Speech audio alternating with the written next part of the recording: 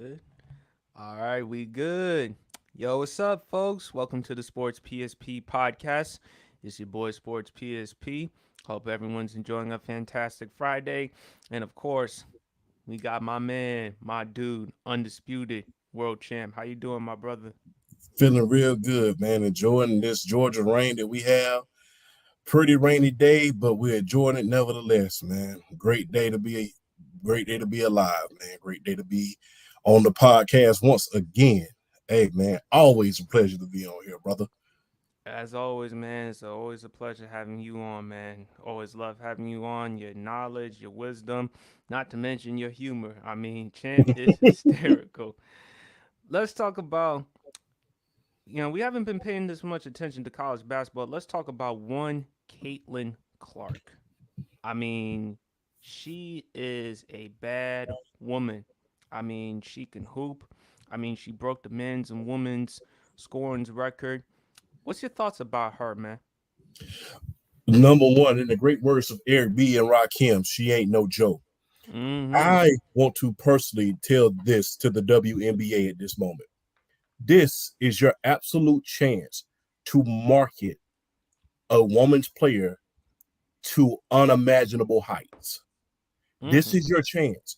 If you've ever, this is arguably the biggest chance that you've had since the 1996 Olympics when you had the first women's dream team. This is the biggest chance you've had since then in order to market a player.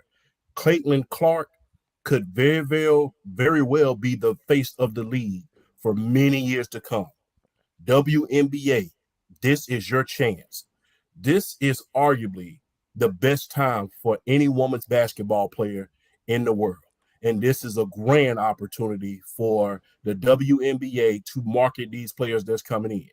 You not only have Caitlin Clark, who's arguably the greatest player of all time in women's and men's basketball, because you just broke the scoring record that was held by Pistol Pete Maravich, that was, that was set back in the 60s, I think. Yeah. I mean, Yeah, she so broke Pistol Pete Maravich's record for the men's scoring record. yes. So you break a record like that, and how am I not to mention she's an exciting player. It's not just one of these situations where you have like and this is no discredit to him, but where you have like a Christian Laettner type of player where he's just full of fundamentals, and you know that he's a big part of a big cog in the team, but not necessarily a difference maker in the NBA. Caitlin Clark can be very well a difference maker in the WNBA, and this is the WNBA's chance with not only her, but some of these star-studded players that are coming out of women's college basketball to elevate the WNBA and market it like no other time. This is the only time that I can remember in recent memory. Maybe I'm wrong. If feel free to correct me if I'm wrong. That women's basketball is more popular than the men, and College we have basketball, believe it or yeah not, you're not paying as much attention to men's college basketball as much. no, But because of Caitlin Clark, I'm sorry to interrupt you, Champ, but it's if you okay. want to look at these numbers, she is averaging 32.3 points, leading the nation in points, and also leading the nation in assists, 8.7, shooting 46.5% from the field, 39.3% from 3 point range, 85.1% from the free throw line. She can get her buckets, and she is definitely putting women's college basketball on the map, man. And WNBA, you better take care of her because she is the future. And there's Mm-hmm, some really good WNBA players. The one, Sabrina from the New York Liberty, who challenged Steph Curry to a three mm-hmm. point shooting contest. To Yes, add like a Caitlin Clark into the mix, oh yes. man, And not just her, you got to think about some of the other players like Angel Angel Reese. Reese. You know, I cannot pronounce her name to save my life. The player from USC, I cannot pronounce her name to save my life. I apologize. But you have her coming out.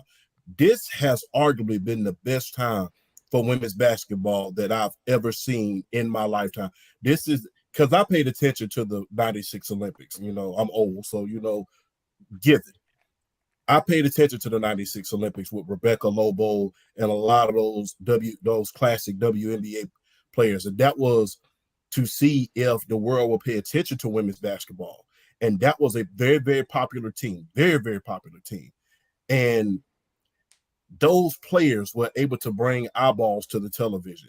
And the WNBA has the very exact same opportunity to do even more, especially with the social media age.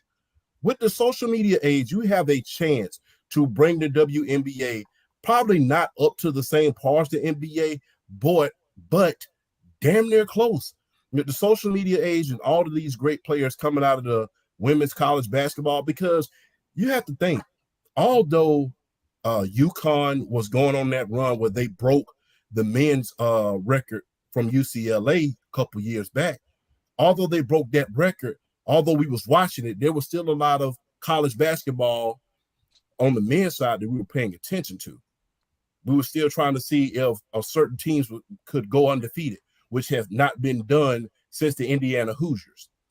But now there's not that one player in college basketball on the men's side that I will say that every NBA scout, every casual fan, and every single person on every last one of the talking heads on ESPN, the FS1 is looking at and said, this is going to be the next player that changes the scope of the NBA. Women's college basketball has that in several different players. And if the WNBA drops the ball on this to elevate that league into unimaginable heights, which they're already selling out arenas with the Las Vegas Aces right now. They're already selling out. But to add those star-studded players, especially if they turn out to be boom like they're supposed to be, if they drop the ball on this, then you have to blame it on marketing at this point, because you can no longer say that it's unexciting. You can no longer say it's no longer entertaining. You can no longer say, hey, they don't have that one or two star that's going to elevate that league. You have these stars coming into the league, especially with a Caitlin Clark that just broke the NC2A scoring record that was set by Pistol Pete Maravich, arguably one of the greatest basketball players of all time. So you have that coming into the WNBA. You better start marketing it right now. All right. We got my man Casual in the building. Shout out to Casual. Go check out his podcast, his basketball podcast, man. As on Sundays. How you doing, brother? How you doing, Brody? How you doing? What's good, OG? What's going on, Casual? We What's just talking going on? about Caitlin Clark, man, breaking the men's and women's scoring record. You want to share your opinion? Uh, Legendary moment. She's really shedding light on the fact that the women's basketball competition it's starting to ramp up. And it's not just Caitlin Clark that's pushing it forward. It's not even just Juju Watson that's pushing it forward. People aren't talking about what Cameron Brink is doing over there. 19 and 12, I think the last time I checked. Yes. Like at 6'4", she's also a senior. She's going to be going into the draft. Paige Bookers or Bakers From UConn. Beckers From from UConn. UConn. Yes. Yeah. People don't She want to good talk about too. it. She Yeah, good no, too. bro. Don't sleep on her. She get buckets too. Alyssa Pili from Utah. Like this, like I could literally go into like the tens, and I'm telling y'all right now, the talent that's in the WNBA is that they're to be commended. They've been doing a fantastic job of upping the brand to where it is now. But watch this new form of basketball that's coming out of college for the women's on the women's side. They're going to push the brand even further, mainly due to all of these players. One thing they all have in common is they play the style of basketball that is actually like digestible to the newer generation. Hmm. So the newer generation can sit here and they can watch a Juju Watson game because Juju Watson, the way Juju Watson scores is reminiscent of scoring performances that we watch on the NCAA side. You know what I'm saying? And even Caitlin Clark, I gave the hot take that I don't think that she's going to be as good in the WNBA as some people say she will be. But that being said, though, the way that she plays the game of basketball is very reminiscent of Steph Curry, very reminiscent of Damian Lillard. The range she has, the unconscious level shooting that she has is elite. And so when I'm looking at these, She got swag. she got that swag too. And I think that that's something as well. Like people, like I know it's not a statistic, it's intangible, but that also comes into play when we talk about why we are in love with the men's side so much. When you go and you look at a Damian Lillard, you know when he does that tapping of the wrist, you know what time it is. You know what I'm saying? You go to watch Stephen Curry put people to sleep. You go to watch LeBron James put the two fingers to the hip. You go to watch KD point to the sky after he hits a shot. Like you want to watch those type of things because that's their swagger. I don't think they really have that. They've had that until recently in the WNBA, and so I'm very pleased with where it's going. And I think Caitlin Clark, maybe Juju Watson this season. I would be interested to see her stay in one more year, but I completely understand if she goes in. But Caitlin Clark, Paige Beckers, and even Cameron Brink. I am so excited for this WNBA draft, and the fact that they sold out within 15 minutes of ticket sales going up. That should tell you exactly where we're at. And I believe, man, it's just about time. It's great, man. I'm glad that the women's basketball is finally getting the recognition. To Champ's point, man, WNBA, don't drop it. Better not drop it. Let's talk about. You want to say something, Champ, or you? Could I? Champ, can I ask one question to you? Yes, you and PSP. This is more of a branding question because you said something key. You said WNBA don't drop the ball. If there was ever a time to whatever money you have in your bank account to spend it all on endorsing this new brand of basketball that's about to be pushed, would you do it? Of course. My thing is this. Like I said, we have not seen this level. I will say. I can only speak for myself. I have not seen this level of excitement around women's basketball. I've only seen it twice, and that was the 96 Olympics when they first introduced the women's dream team. And when, the UConn, when UConn was breaking the records. But even then, attention was being taken away because there were so many teams in men's basketball trying to break the Indiana Hoosier streak. But if there was ever a time, like I said, the league is star-driven. And like I said, in college right now, there is not that one star on the men's side that everybody is saying, we got to have this guy. And that's very, very unusual. It's very, very unusual. And not to be political, but how great is it to see a women's basketball tournament being sold out on National Women's Day? How cool is that? How cool is that? Absolutely. And how cool is that? And on March, because Women's Month. In March, National Women's Month. How cool is that? For that to happen on National Women's Month. And hey, man, shout out to the women that have paved the way, man. The Cheryl Millers, the Rebecca Lobos, the Cheryl Swoops, all of them who did not get the proper credit that they deserve because because of either bad marketing or their name was not out there as much. I mean, I don't know I remember those players, and these new crop of players have the ability to very much be that. I mean, they have the ability to very much be that. And like I said, the league is star driven, and there was never, and if there's ever a time where you can invest in your stars as far as the WNBA, the time is now. I would spend, if it takes $8 million per team or $10 million per team, I would advise every owner in the WNBA to put that money up right now. Because if college is selling out, guess what? You can put the marketing and the promotional machine behind the meters in order for you to sell out. Because this is college right now. OG, you don't think people are still as hyped about the NBA, like the NBA draft prospects coming in? To be honest with you, like I said, I can see the excitement. Really? But the thing is like I said, in college right now, through all my years, I'm not seeing that one. I don't see that one guy in the NBA in the NC2A right now.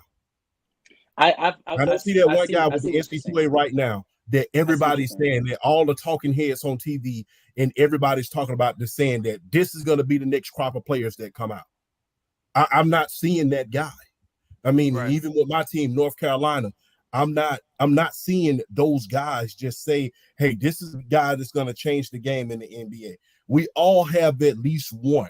There's at least one or two players always on the men's side that you may say that you're going to say, if he don't at least become a utility player, something's wrong. I'm not seeing that guy this year. I'm not seeing it.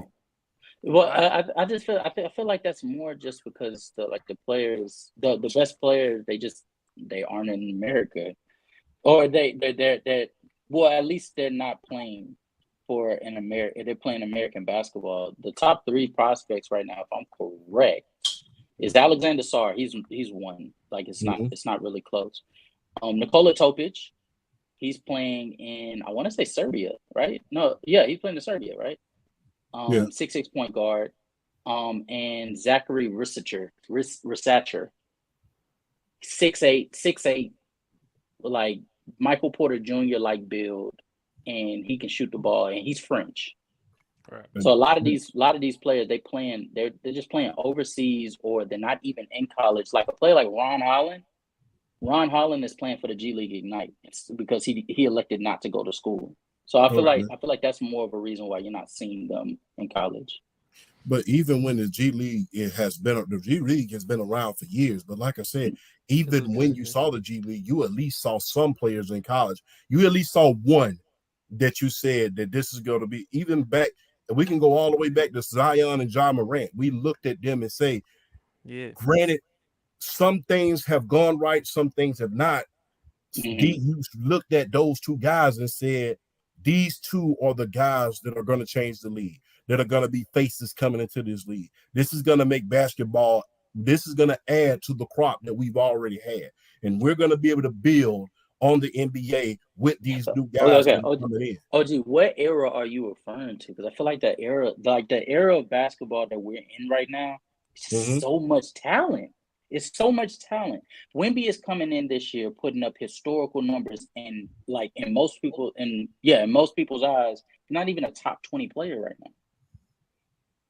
No, I'm talking about like when AD came, when AD was in college, what he was doing, he was highly touted to come into the league. When he came into the league, he was exactly when AD came into the league in the 2010s, he didn't have as much. It wasn't as much like competition, especially at his position, to really go up against. Majority of the players that he would have gone up against, they were either out of their prime or they were like smack dab nearing their prime. So you could plot for the future with them.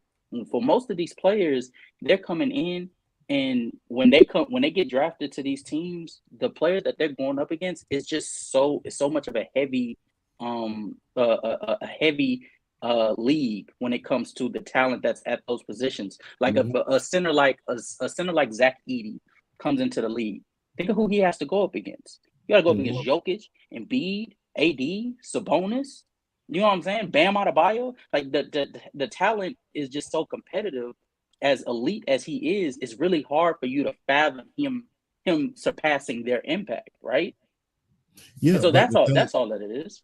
Yeah, but the thing is, even with those players, when they came in, you were able to tell that they were going to change it.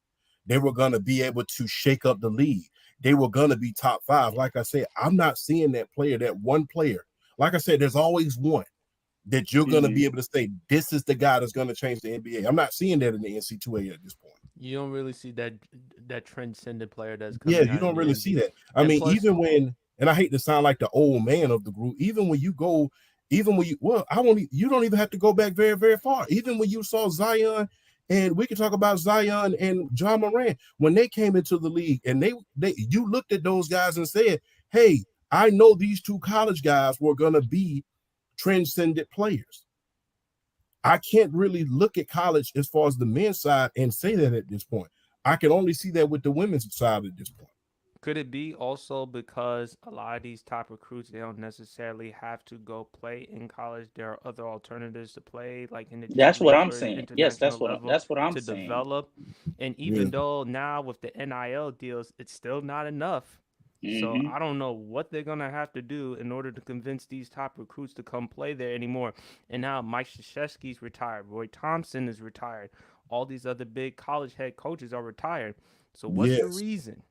Yeah, and I'm glad Yeah. you said that because we're not seeing the top head coach. We're not seeing the star-studded head coaches anymore in college basketball, other than John. Damn, I can't even say his name.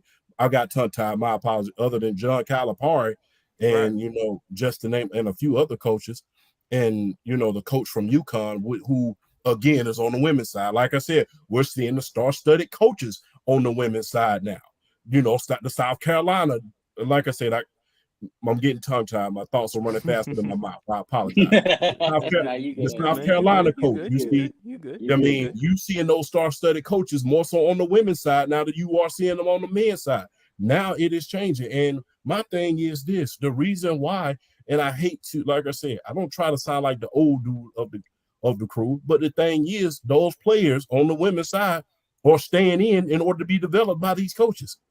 But that's That's because why they we're don't. seeing this. Yes, but OG, that's because they don't have much of an option. They haven't reached the point of the league that we have in the NBA to where there's other avenues that they're open. They're open to allow you to experience. Like for instance, Ron Holland. I don't think at all that you yeah, I got you BSP. No, I take your don't time. think Take your time. yeah, I don't think at all that you would be questioning at all who is a top 5 prospect in college if you would have saw Ron Holland go to college. The problem is G League Ignite is offering money and they're close. They're heavy knit. They're close knit with the NBA. So anything he does is getting right reported to them. You ain't got to worry about the middleman anymore. And Okay. so he chose to go that route. Same thing for a player like Matas Buzelis. As soon as Ron Holland went down for the season with his injury, Matas Buzelis was able to show his impact immediately. And guess what? That got reported straight to the NBA. You didn't have to Okay. worry about any scouts or anybody having to come out to watch you. You know why? Because you're right there. You're next Okay. door. And that's the thing that with the WNBA, they're in the stages that we were in the 2000s, that we were in the 2010s. That they're around that stage. We're already exceeded that in the NBA, whereas we're going to go out overseas. We're going around the world to find the best players that the world has to offer, rather than just staying put in colleges. And that's really what's going on. The WNBA is just they're going about it the right way. It's just we already been there, done that. Okay. I see what you're saying, guys. Yeah.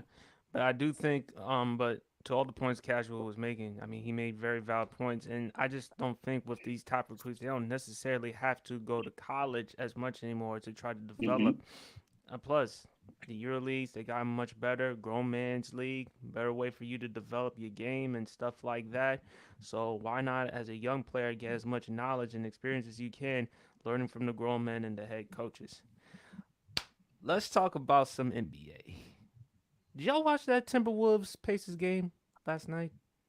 Oh, you talking about when Ant hit his head on the backboard? He a dog.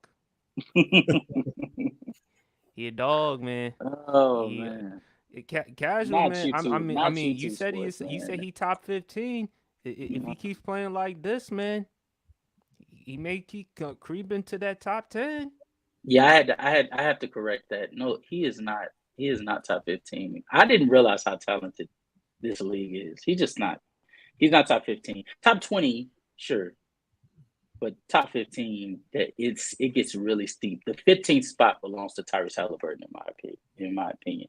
That Because of being the said, though, efficiency because of the efficiency, bro. The efficiency just and the playmaking and the playmaking. yeah, No, I'm not mad at that. yeah, the efficiency is just moving me, bro. It's just moving me. But Casual, you the Yes, oh, sir. I'm Yes, sorry, sir. PSP. no, go ahead, champ. Go ahead. Casual, you the expert on basketball. I have to ask you something, man. Yes, Look, sir. why when people compare him to John Stockton, Halliburton, I would say, I don't know if I'm Halliburton. saying that right. Halliburton. Yeah. I'm just joking around. But why when people compare him to John Stockton, why do people look at that as a bad thing? I don't know. I don't know. I feel like it sort of started over there in Players Choice when Mars and Low. Lowe started to sort of push for people to understand how John Stockton's passes were not as impressive as Magic Johnson, which I agree with everything they said. I just think they sort of went about it the wrong way, because what they ended up doing was sort of putting a bad taste in people's mouth about John Stockton, to where when you talk about a player that is safe, that does not gamble nearly as much as other players in the upper echelon, you call them the whatever John Stockton. So, like when I talk about Tyrese Halliburton, I say he's the modern era John Stockton. The reason for that is you don't have to worry about him putting his team in any significant danger. You don't have to worry about him making questionable shots or taking questionable or making questionable passes. You don't have to worry about him being a nuisance in the sense that he starts to go against the grain because he wants to try something new. He does what his coach asks him to do. He abides by his teammates. He looks for the safest pass possible, and he converts that pass at a significantly high rate, to the point of where efficiency wise, he clears a lot of these young stars that keeps him and that keeps him in the conversation. And so Okay. I feel like when people say that he's just the modern age John Stockton, they think that's a bad thing. That's not a bad thing. Just put things No, into perspective. That's all. I mean, like I said, when people say that, well, he's some out of day John Stockton. Hell, John Stockton was on the Dream Team. I mean, have people forgotten about that? John But Stockton wasn't he was a on the dream team because they didn't want Isaiah? Nah, well, well, I think it was a couple. It was a couple there was a factors. It couple was a couple different of other reasons. factors. Mm. I Yeah, mean, I think it was personal, but also, I mean, if I was them, I would want John Stockton as well, because I mean, as much as I love Isaiah Thomas, Thomas's game was a bit erratic, and when you have a team full of superstars, and not just superstars but superstar egos, I mean, you do want a person that's going to take care of the ball Mild and manner. do what needs to be done. Exactly. yeah, and there was already a lot of personalities on that team as it is already. So Yeah. you couldn't have too many you can't have too many alphas in one area. That's a recipe for disaster right Well, there. you But can't have too many chefs in the kitchen. That's for no, sure. but Exactly. and Exactly. plus, he was a master at the pick and roll. I mean, people Big don't master understand at Long pick that. and though. roll. Nah, nah, I don't know about that. I don't know about that. One of the masters of the. I mean, look at how they officially they work with the pick and roll with the Utah Jazz for so many years. That was more Karl Malone than John Stockton, if we're being quite honest with ourselves. See, I mean, could he okay, have done this it is the without part. John See, Stockton though? PSP, this is where we get to the part of where, like, yeah, it gets a little bit Stockton slandery. I would prefer It's starting to sound like it. low a little bit, but that's fine. Yeah, I'm sorry. I'm sorry. I'm sorry. No, I'm I it's mean, sorry. all I don't good. think he could have did that without John Stockton because I remember he had a couple players with him there. He had Adrian Dantley there I think before Mark that. Price probably. I think he could have sufficed with a Mark Price. Let's do an NBA one before we get to a WWE one, because I mentioned this to you, Casual. Yes, sir. Yeah, I still not ready for this conversation. Oh man. Uh, Who want to go Oh first? man. I'll let OG go. you know what, man? I'm gonna just be real honest with you. I Yes, think sir. people forget how good PG was in Indiana. I think people have gotten amnesia about that because at one point it was Indiana versus Miami. It was Indiana versus the Heatles. Mm-hmm. So it was a two-man race in the East, and they were one of the best teams coming out of the East, and they just couldn't get past LeBron.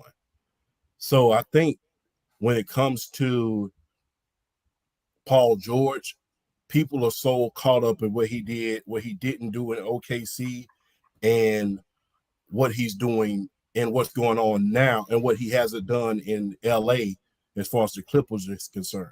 But Indiana Pacers PG was no joke, man. He's no joke now, but Indiana Pacers, Paul George, PG 13 was no joke. And we have to give credit where credit is due. Jimmy Butler,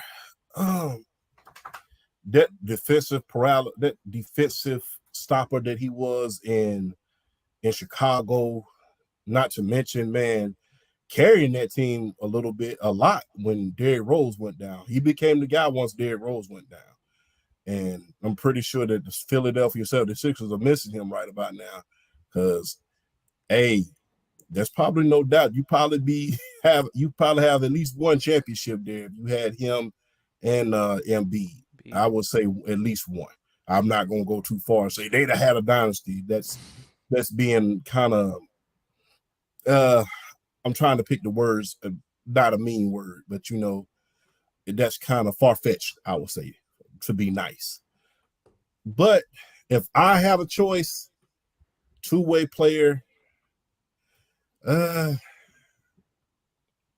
hey, Jimmy Butler. I'll go with Jimmy. Jimmy Butler. I mean, to carry your team twice to the NBA Finals, put that team on your back and just go in. I mean, and have one of the best NBA Finals performances against the great LeBron James that you've ever want to see. I mean, even though it's in the bubble, people always try to act like, well, that was in the bubble. You still got to play basketball. You're still a basketball game. You still got to go out there and play.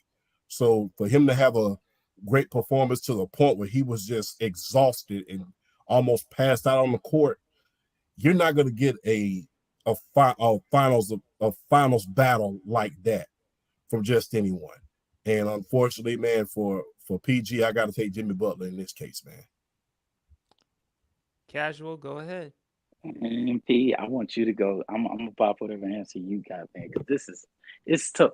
I'm going back and forth, man. Can you go, PSP? You going back and forth?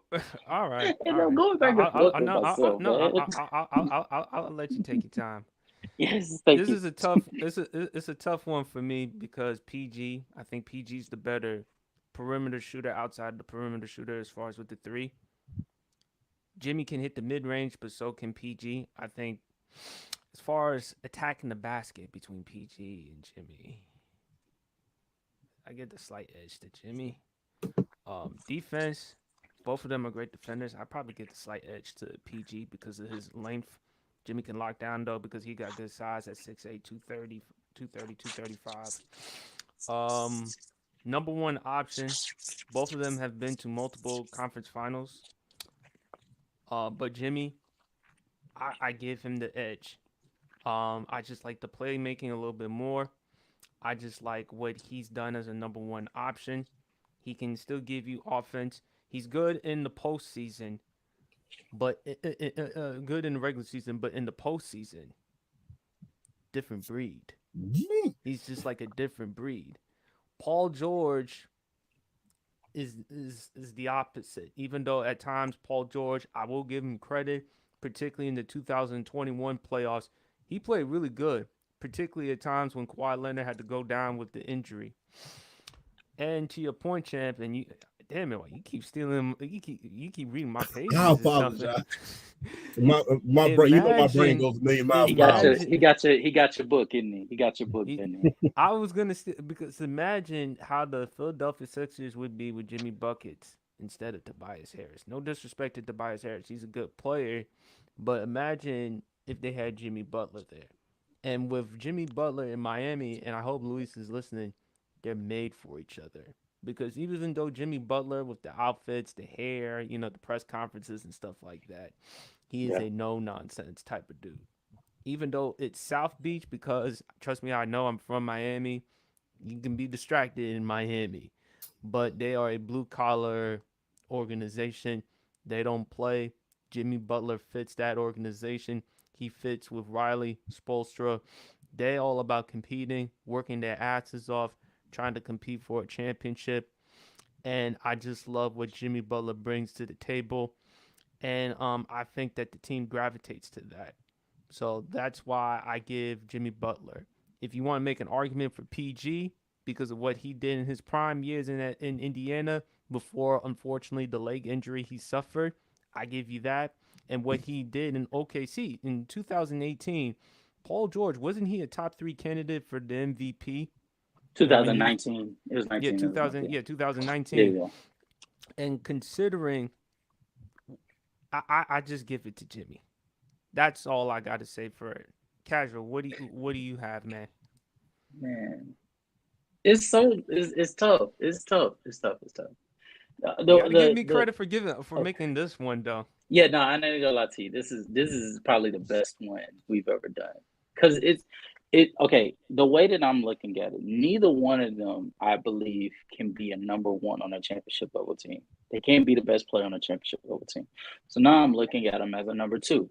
Because I think both of them provide that. On one hand, Paul George shooting, like Paul George, like I don't know if people understand, but like over the last like 5 years, I believe. It's like, yeah, 1, 2, 3. The last 6 years, I'm sorry. The last 6 years, he had, aside from the year that I think he only played 30 games, he's never had a time where he's shot under 37% from the 3 point line. Like he's that efficient, and it's on high volume. Like he's shooting like 8 threes a game during that time. And so, like, he provides the floor spacing along with the extra ball handler. His playmaking has continued to progress to be at least above average. I think as a rebounder, I think he's a solid rebounder. I don't think he's great. I think defensively, like contrary to what people believe as far as his reputation, he has not been a defender that he was in Pacer years, which I don't expect him to be. When you go into teams that ask you to be more of a offensive focal point, that typically happens. It happened with Kawhi Leonard, happens with LeBron, happened with Kobe. Like anytime you're in a situation where you have more responsibility, something has to teeter off for you to have that happy balance. And so I think that's the way it goes. In Jimmy's case, Jimmy is a much better slasher. He puts rim pressure like far more frequent than Paul George. I think he also, in his own right, does not get the proper respect that he deserves for his playmaking prowess. He's a very respectable playmaker. He's a solid rebounder. I think defensively, he is the better defender than Paul George just because of consistency. But I do want to throw this tidbit out here. A lot of why this conversation is even being had is because Jimmy has something that Paul George has never had the ability outside of his younger days in Indiana. Jimmy Butler has Eric Spoelstra and his philosophy and his system built around. So Jimmy Butler, that I know, Jimmy Butler is never looked at to be, a star. He's typically looked at to be, Jimmy Butler. Jimmy Butler gives you 20 points. That sounds about right. So when he actually drops 30 or 40 or 50 on my Bucks, it's a celebration because nobody expected him to do that, right? But then when he goes back and he has his little 13, 14 points games, you just be like, oh, okay, that's just Jimmy. You just leave it about. In Paul George's case, Paul George gets slandered, I think, far too frequently for my liking, large part due to him playing on teams to where he is like the secondary focal point of an offense, and the offense is heavily relying on him. If you look at him in OKC after Westbrook, who was the offense relying on, PSP? Paul George. OG, when he went to the Clippers, before they got James Harden, who was the secondary? Who, like, as far as aside from Kawhi Leonard, who was the offense heavily relying on? PG-13. And so, in the case of, and I'll ask you both, and for the Miami Heat, if Bam Adebayo if Jimmy Butler doesn't show up offensively, is it going to hurt the Miami Heat's chances of winning a game? No, because they have a system in place. Okay. Right. Yeah. And so when it comes to Paul George, I think that's the difference. I think a lot of this is Jimmy's success, but Jimmy's success isn't heavily reliant on him performing.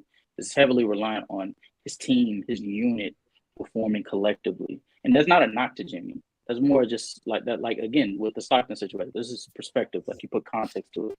And so for that reason, I'm actually going to ride with Paul George because I think Paul George, floor spacing, extra ball handling, playmaking ability, rebounding, and potentially, not consistently, but potentially his all-NBA defensive ability, I think that I weigh that a little more than Jimmy Butler's. All right, that's fair. Casual, real quick. Yes, sir. Do you think if they would have bought Lance Stevenson back when he was in Indiana, after they made it to the conference finals, but didn't beat LeBron, do you think they would have had a chance to run it back again against Cleveland? Hell no. Hell no, dude. No. Because Lance Stevenson wasn't the problem. The problem was they didn't have a true number one. Like they had a collective unit that really, to tell you the truth, David West started to decline. Once Roy Hibbert, I don't know what happened to Roy Hibbert mentally, but Roy Hibbert just flipped his switch and he just in which he was scoreless. Exactly. And then in Lance Stevenson's case, Lance Stevenson was a person that wanted to be a one, but he didn't have the skill set to be a one. And Paul George he lacked the aggressiveness or the assertiveness to, sort of stamp his flag as the true number one. And so I think that even that Indiana Pacers team, if they go up against the Cleveland Cavaliers, LeBron and Kyrie Irving, they're just too poised offensively for Indiana to stop them. And defensively, I don't think Cleveland has to work that hard, because I never felt like Indiana's offense was a true offense. I think it was more of a streaky offense. If they get hot, you're in trouble, but very seldomly do they win games based off of their offensive production alone. Right. Okay, then. I just wanted a second opinion because I thought the same thing. Yeah. That's all good. Let's get into some WWE. Now, this is... Been watching this dude. Love the big guys. Here's my favorite. Here's it right here. Favorite Yokozuna moment. Who wants to go? Oh, do you gonna go or you want me to go? I'll let you go first, Casual. Unfortunately, Chad. Yeah, I know this is gonna sound crazy. When he destroyed Hulk Hogan, that's when I sort of looked at him differently, because I actually thought Hulk Hogan was a good guy, OG. I thought he was a great guy.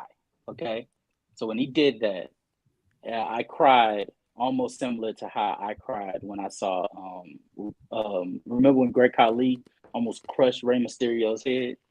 Yeah, I almost cried. Yes, I almost cried. I cried then, and similar to that, I cried. I would say the best moment objectively was when he won the 1993 Royal Rumble. I think, what was he? He was only like 6 months in, right? Like they made him like they promoted him as much of a heel as. Who would you say that like is a good comparison to how fast they pushed Yokozuna? JBL. Okay, that's a good one. And so when he came in and he knocked out Macho Man, The Undertaker, I believe. Wasn't it The Undertaker in there too? Like when he started knocking out names like that, I thought he was just bullshit. And then he proceeds to go to what was it, Las Vegas Caesar's Palace? Mm-hmm. Yeah, I'm not gonna lie to you. And then I think he lost to Bret Hart that year in the main event. He won against Bret Hart, but lost to the Hulk. To Hulk Hogan. Yes, at WrestleMania 9. Yeah. When that happened, I'm not even gonna lie to you. I was like, damn, all that for nothing. And then the next year it came back. So yeah, no, that's my memory of Yokozuna around that time. And to be honest with you, it wasn't until I want to say 2001. 2001, I was 6 years old. No, I was 5 years old when my dad had he had these VCR tapes, and he popped a couple in. And that's the only reason why I can remember, because I remember that was one of the first items I saw of Hulk Hogan. Wow. Champ, man. Favorite Yokozuna moment, man. Hey, there's so many in my mind, man. Hey, when you see the big guys growing up, hey, I grew up a big guy, so when you see the big guys really shining, you have to say, I'm going to piggyback, and I hate to take someone else's take. I normally don't do it, but I got to piggyback on Casual when he finally beat Hulk Hogan. That was the golden goose. back during that time, man. I mean, for him to beat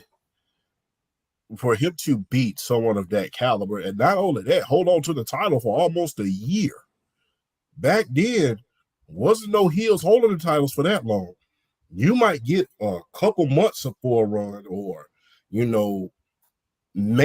maybe a few months, but to have it a solid year and you're beating everybody, it's just crazy. Not to mention, man, everybody was trying to body all the old school guys, all the guys who I grew up with, the golden era guys. Remember all the guys was trying to body slam Yokozuna, and everybody thought that Hacksaw Jim Duggan was going to body slam, and he didn't, and he beat him handedly and gave him 5 bonsai drops.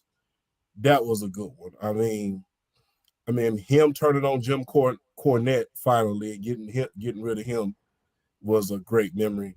Remember the tag match at WrestleMania 12, although they lost, but the build up to it, him getting rid of Jim Cornette finally as a manager, and him teaming up with Jake the Snake, Ahmed Johnson, and those guys, and having Mr. Fuji at ringside. Because remember what the stipulation was: if they won that match, if Yokozuna and his team had won that match, they would have got 5 minutes in the ring with Jim Cornette. But unfortunately, the story wasn't to be. Not to mention he won the tag titles with Owen Hart's against the Smoking Guns. It's so many, man. I mean, Yokozuna was a hell of a wrestler. I mean, and to be that size, normally when you hear about guys of that caliber, and we can go down the name, and I'm not going to say any names in particular, but you heard about how Kevin Nash had trouble with certain guys. The Undertaker had trouble with certain guys, and certain guys were getting injured with, many type of big guys. And they say he was one of the safest and most professional guys to work with in the ring. I mean, not to mention, man, people don't even realize, man, it took me a while to realize that him and the Undertaker was real, real cool. Yeah, they tight. The Bone Street cool. Tight. They was real tight. I mean, it was crazy. You watch the casket match between the two? Yeah, I wasn't going to say that. I was going to let you do it. So, yeah, I didn't want to steal your thunder. But no. It was great with Chuck Norris there as well. Yeah, great. Hey, hey, Chuck Norris, man. Hey, I mean, the casket match. I love Bret Hart. To Casual's point, I loved about Yokozuna's personality. Even though he was in the ring, he had to be the heel, but outside the ring, he was a lovable figure. I still watch the story which Bruce Pritchard talked about how they had to film Yokozuna at a steakhouse. They're cooking him all the shrimp, all the steak, all the rice, and he ate the whole thing. And I just laugh because this dude, I mean, he got charisma. Just listening to what Rikishi has to say about him, I mean, it was just great, man. But him with Bret the Hitman Hart, and also the match with Steve Austin as well. So those are some other great Yokozuna moments. Man, he was fun, and for a guy that big at 500 and to be moving like that, yeah, he could move, man. I mean, he was an athlete. I mean, that guy was he was amazing. I mean, he had he had the footwork, he had the step.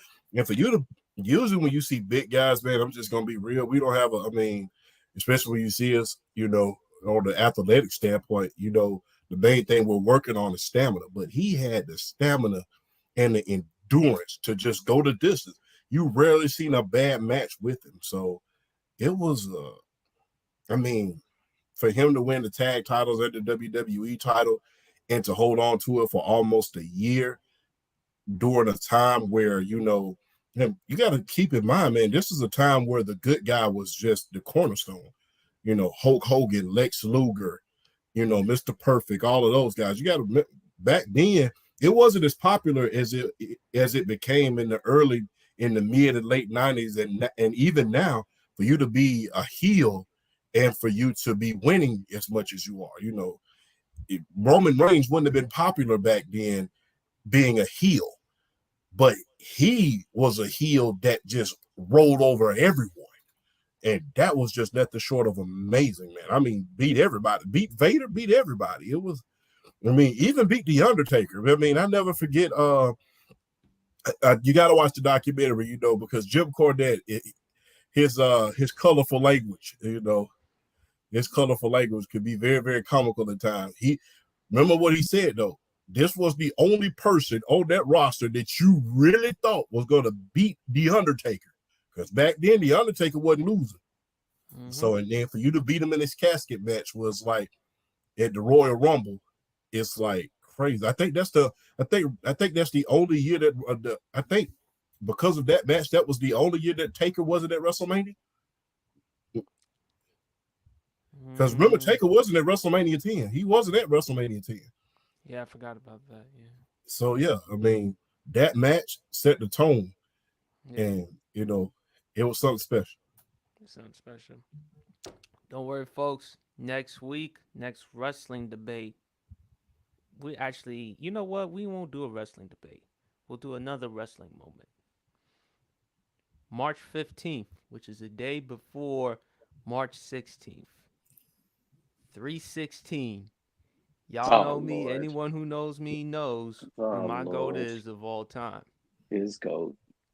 His GOAT. Just you got to make sure to let that be done. Stone Cold Steve Austin, most popular, arguably one of the most popular wrestlers in WWE history.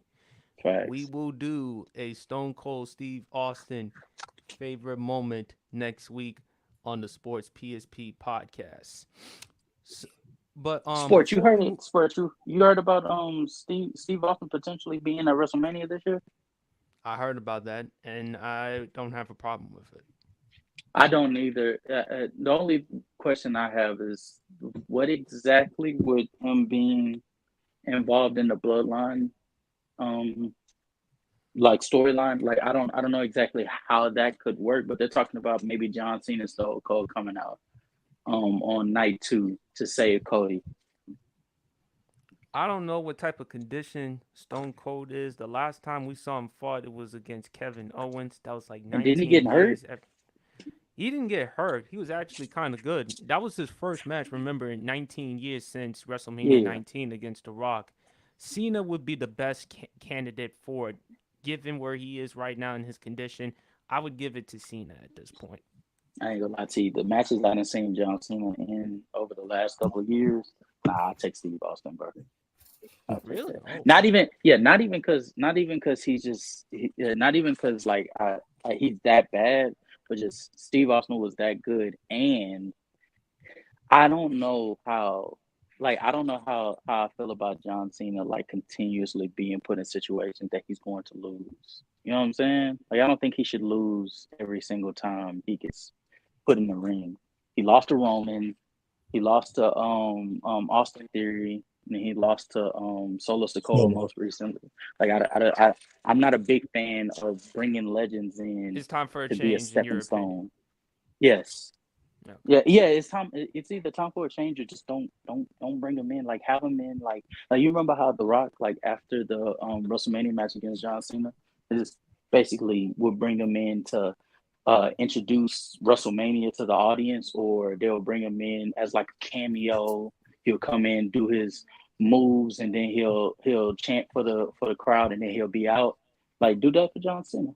Like, I think he's earned that right. All right, we could, yeah, definitely, absolutely. But before we get into some NFL, I want to talk about one last fight. Mike Tyson facing Jake Paul. Iron Mike Tyson, 57 years old, facing Jake Paul, 27 years old. Netflix will be streaming the match on Saturday, July 20th. What are y'all thoughts about Mike Tyson going back into the ring? Y'all want me to go first?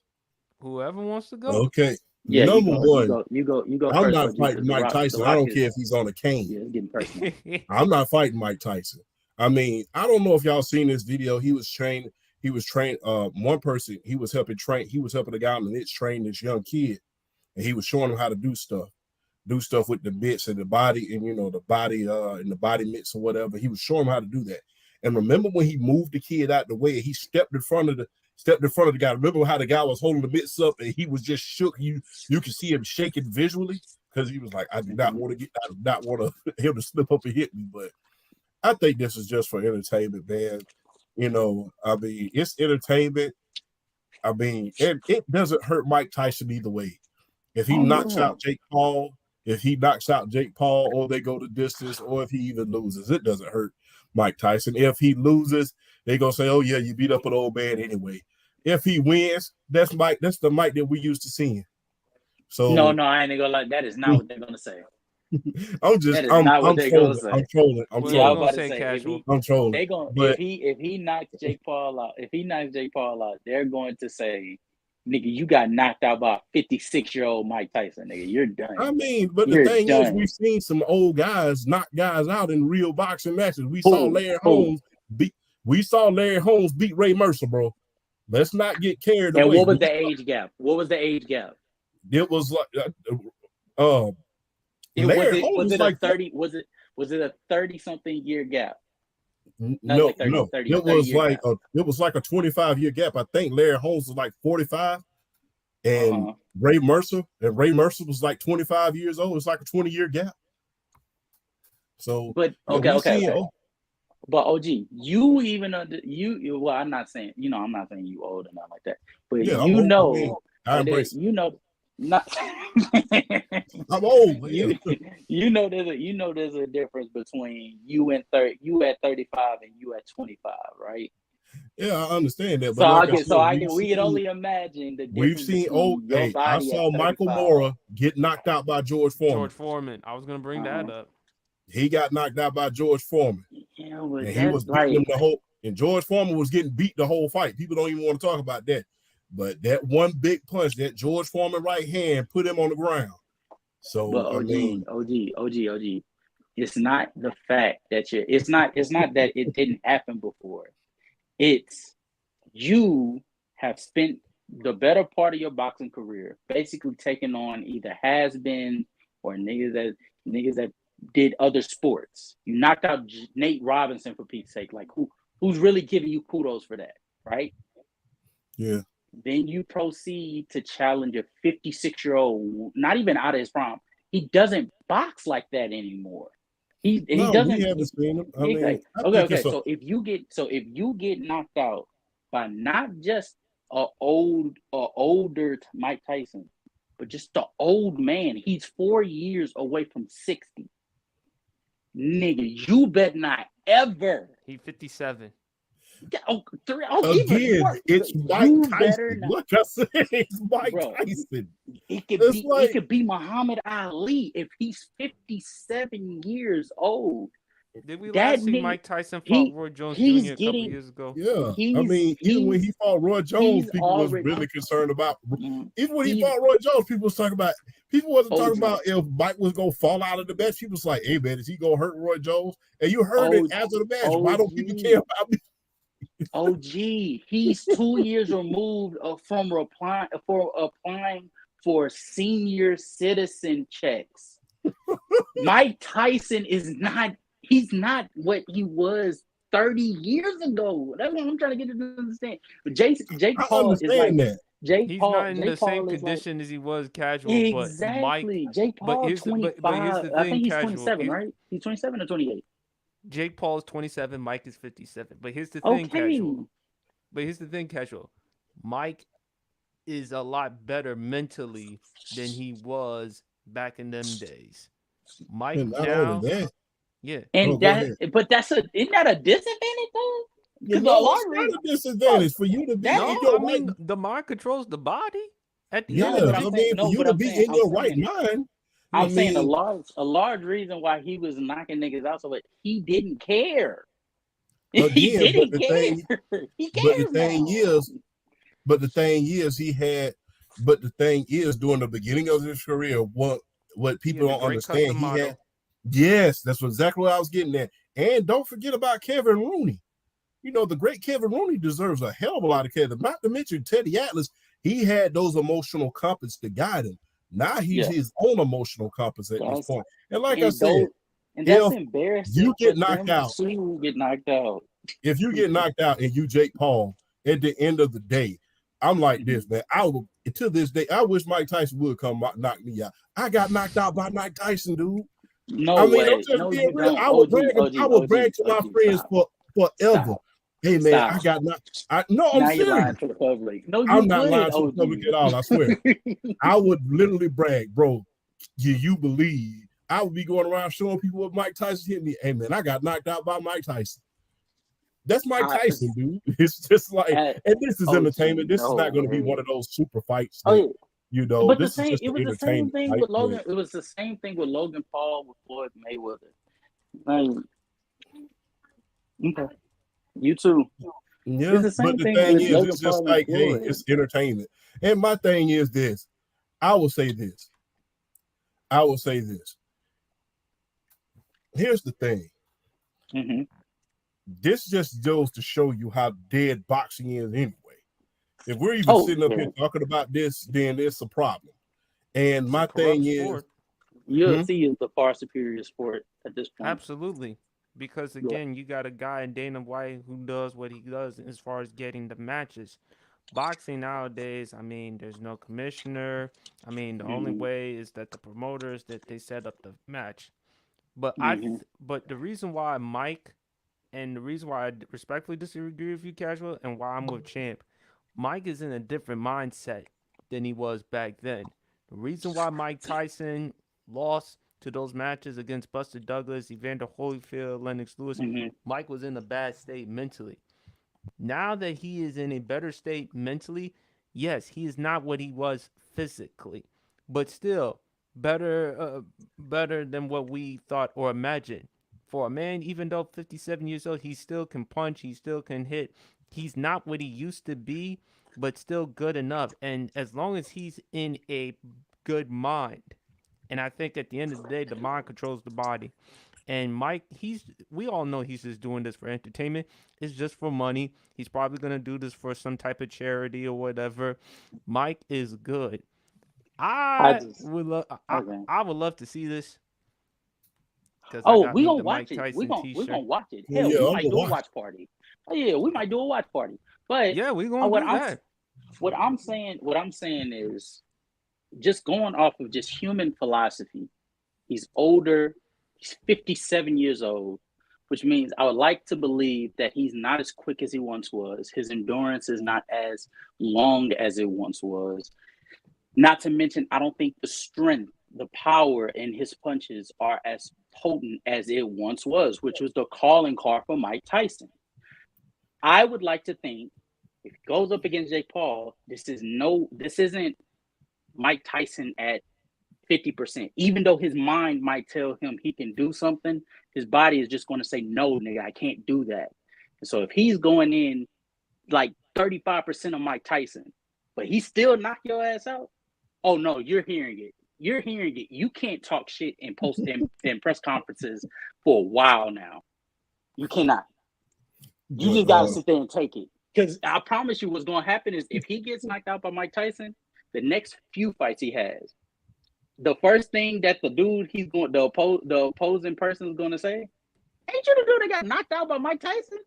A 57-year-old? Oh, no. Hey, I know. As a former boxer myself, you know what's the last thing to go? What? The last thing to go is power. That's the last thing to go. But the speed, is which one would you say is more important, or at least within the same tier of importance as power? I would say speed. Okay, so the speed is. I'm going to say the speed is going to with older age. It just goes. It has to. It's the same. It just happens. It happens in basketball. When you look at LeBron James, he's 37 years old, and you can tell there's a drastic difference between 39-year-old LeBron and 28-year-old LeBron. There's a drastic difference. You can tell that there's a difference in football. I don't know football like that, but you could tell by who's the oldest wide receiver. Mike Stephon Evans. Diggs? Stiggs? Mike Diggs? Evans. Okay, Mike okay. Mike Evans. Evans. Mike Evans is Mike Evans. 30. He'll be 31 in August. Mhm. Okay. A 30-year-old Mike Evans versus when he first came into the league. You can tell there's a drastic difference in how fast he can run routes, right? Yes. Okay. Look, In football, in boxing, it's the same logic. The speed in which your punches go, the older you get, you just can't hit the back. That's why Floyd stopped going blow for blow with people as he got older, and he started to be more of a reactionary boxer because he realized I can't go blow for blow with some of these niggas I'm going up against in the future. So I need to develop more of a reactionary game. I need to develop more of a defensive game. Are you sure that had nothing to do with it? He didn't have the knockout power a lot of those guys had. Oh, that played a part. But if he doesn't have the speed, that he once had, and the power is weak, you're basically setting yourself up for failure at that point. Okay, I'm glad someone acknowledged that. Oh remember, yeah. No. For just but remember, in the nobody's sport of comparing him to boxing, Mike Tyson. one punch in the sport of boxing can All change it takes, something. yeah, It can all change it your life. It can change your life. all it takes is one big one. But yeah, but hey, man, nothing against Floyd Mayweather, man, but arguably the greatest of all time. For sure. Arguably the greatest of all time. It's not No Right. question arguably. about. This is arguably. People forget another great boxer as well, who was almost in that same tier as Floyd, just in terms of defense, champ. I don't care what Sweet anybody Pea. says. Manny Pacquiao. Oh, No, Sweet Pea. People forget Sweet Pea, Pernell Whitaker. Pernell Whitaker, yeah. Oh They yeah. snowed him out of that fight with Oscar De La Hoya. And Julio Cesar Chavez. Yeah, they snowed him out of both of those fights. Yeah. That was a farce. Hey, PSP, is it crazy that I penalized Floyd for waiting so long to finally challenge Manny Pacquiao? I'm surprised it took 5 years for that match, man. And he was out of his prime. He was obviously out of his prime. Floyd or Manny? Manny. Yeah. I mean, the fight should have happened a lot sooner than later. I wish it would have happened in 09, 010. But look, the fight finally happened. And it was a letdown. It was a letdown. It was a disappointment. It was a major disappointment. But I don't put that on Floyd, because you don't expect Floyd to knock out people like that. You expect Floyd to make people miss. Manny Pacquiao connected on 19% of his punches. 19%. 81% he missed. But PSP, if his speed is gone by that time, Manny Pacquiao didn't he suffer a torn labrum during that match? Yes, he was older. But that's confusing to me, because I thought, what did he? I know he tore his labrum, but was it before or during the match? Because I'm confused. They speculate that it was before the fight, and he still went through with the fight. That's what his party says, which I think is sort of BS, because I think you're diminishing Floyd. No. Yeah. I think they're doing it to diminish the win that Floyd got. Not you. I mean. Yeah. That's why I had corrected, because I thought you were saying it towards me, but I get your point. No. I get your point. Right. Yeah, his party says that he suffered a torn labrum before the match, but when they went into the weigh-in and the medical staff checked him, they made it seem like it was all right, because he didn't want to go out looking like a chump, and he wanted to do it for the fans. That's their excuse. I'm looking at the article right now. Right. Floyd's party, they call him bullshit. They're saying the only reason why they're saying that is so that they could save face as they as they walk with their head down from losing to Floyd. So that's how that went. My thing is, I don't like that Floyd waited 5 years, because 5 years is a long time in sports, guys. Like, we understand, like, 5 years can change a lot of things can change in a year, let alone 5. But what was the reason? Because Manny, they kept saying, Skip Bayless and people, they kept saying Floyd was afraid of Manny, blah, blah, blah, stuff like that. And then, remember, the fourth fight between Pacquiao and Marquez. Remember, Marquez put Pacquiao to sleep. Had to use Ambien just to wake him up and all that stuff. Yeah. Hey, but the thing is, you got to understand this. Yeah, I'd say he's better than. I'd say he's To be better than honest with Floyd. you, this wasn't the first fight that Floyd had his reservations about, because remember, there was rumors that that Manny was on PEDs. You know, because he was going from weight class to weight class so quickly. Yeah. You know, there was rumors about that. And remember, and I don't know if y'all remember this, but like I said, as a former amateur boxer, I always say this. If you have a reason, you might want to stick to it. Because remember, I don't know if y'all remember this. Remember, people were saying he was ducking Antonio Margarito. Floyd or Manny? No, Manny. Floyd. People kept saying that Floyd was ducking Antonio. They said Manny was ducking him too. I'm talking about Antonio Margarito. Yeah, they were saying Manny was ducking him too. But yeah, Manny fought him. When you look at the reasons why, him, but it was a large reason was because they were accusing him of running. They were saying he was ducking the smoke. Yeah, but they kept accusing Floyd for ducking before Manny Pacquiao came of age. They kept saying that Floyd was ducking Antonio Margarito. And then almost a year later, after they said that, remember what came out? The Plaster of Paris incident, where people were saying, well, you know, he had those loaded gloves where he was hitting Miguel Cotto, and come to find out he had cheated in a fight. So, I mean, was he really wrong about that? When you start hearing rumors, you pay attention to him, and come to find out, he was right about it. Not only did he use the Plaster of Paris and damn near blinded somebody in Miguel Cotto, he got caught trying to use it again against Sugar Shane Mosley. The only difference was Sugar Shane Mosley's trainer caught him. Because remember, right before the fight between Sugar Shane Mosley and Antonio Margarito, he checked his padding and a block fell out. And remember what I forget the guy's name. I think his name was Asim something. I forget what Shane Mosley's trainer's name was. He thought that because that block had fell out and because he found the Plaster of Paris, that they were about to take Antonio Margarito to jail. He said, I thought I had blew the fight because I just know because they had brought the police in there and every single thing. He said, I'm just thinking I blew the fight because they about to take this guy to jail. But the police to Nazeem Richardson, champ? Yeah, Raheem Richardson. Yeah. You know, and he thought they had blew the fight, but with the athletic commissioner in there, they let him tape up the gloves and everything like that, and the fight went on. And the very next fight, the person who gave him an opportunity was Manny Pacquiao and Freddie Roach. And remember what happened to Margarito during that fight? He beat him so bad he broke his orbital. So, yeah.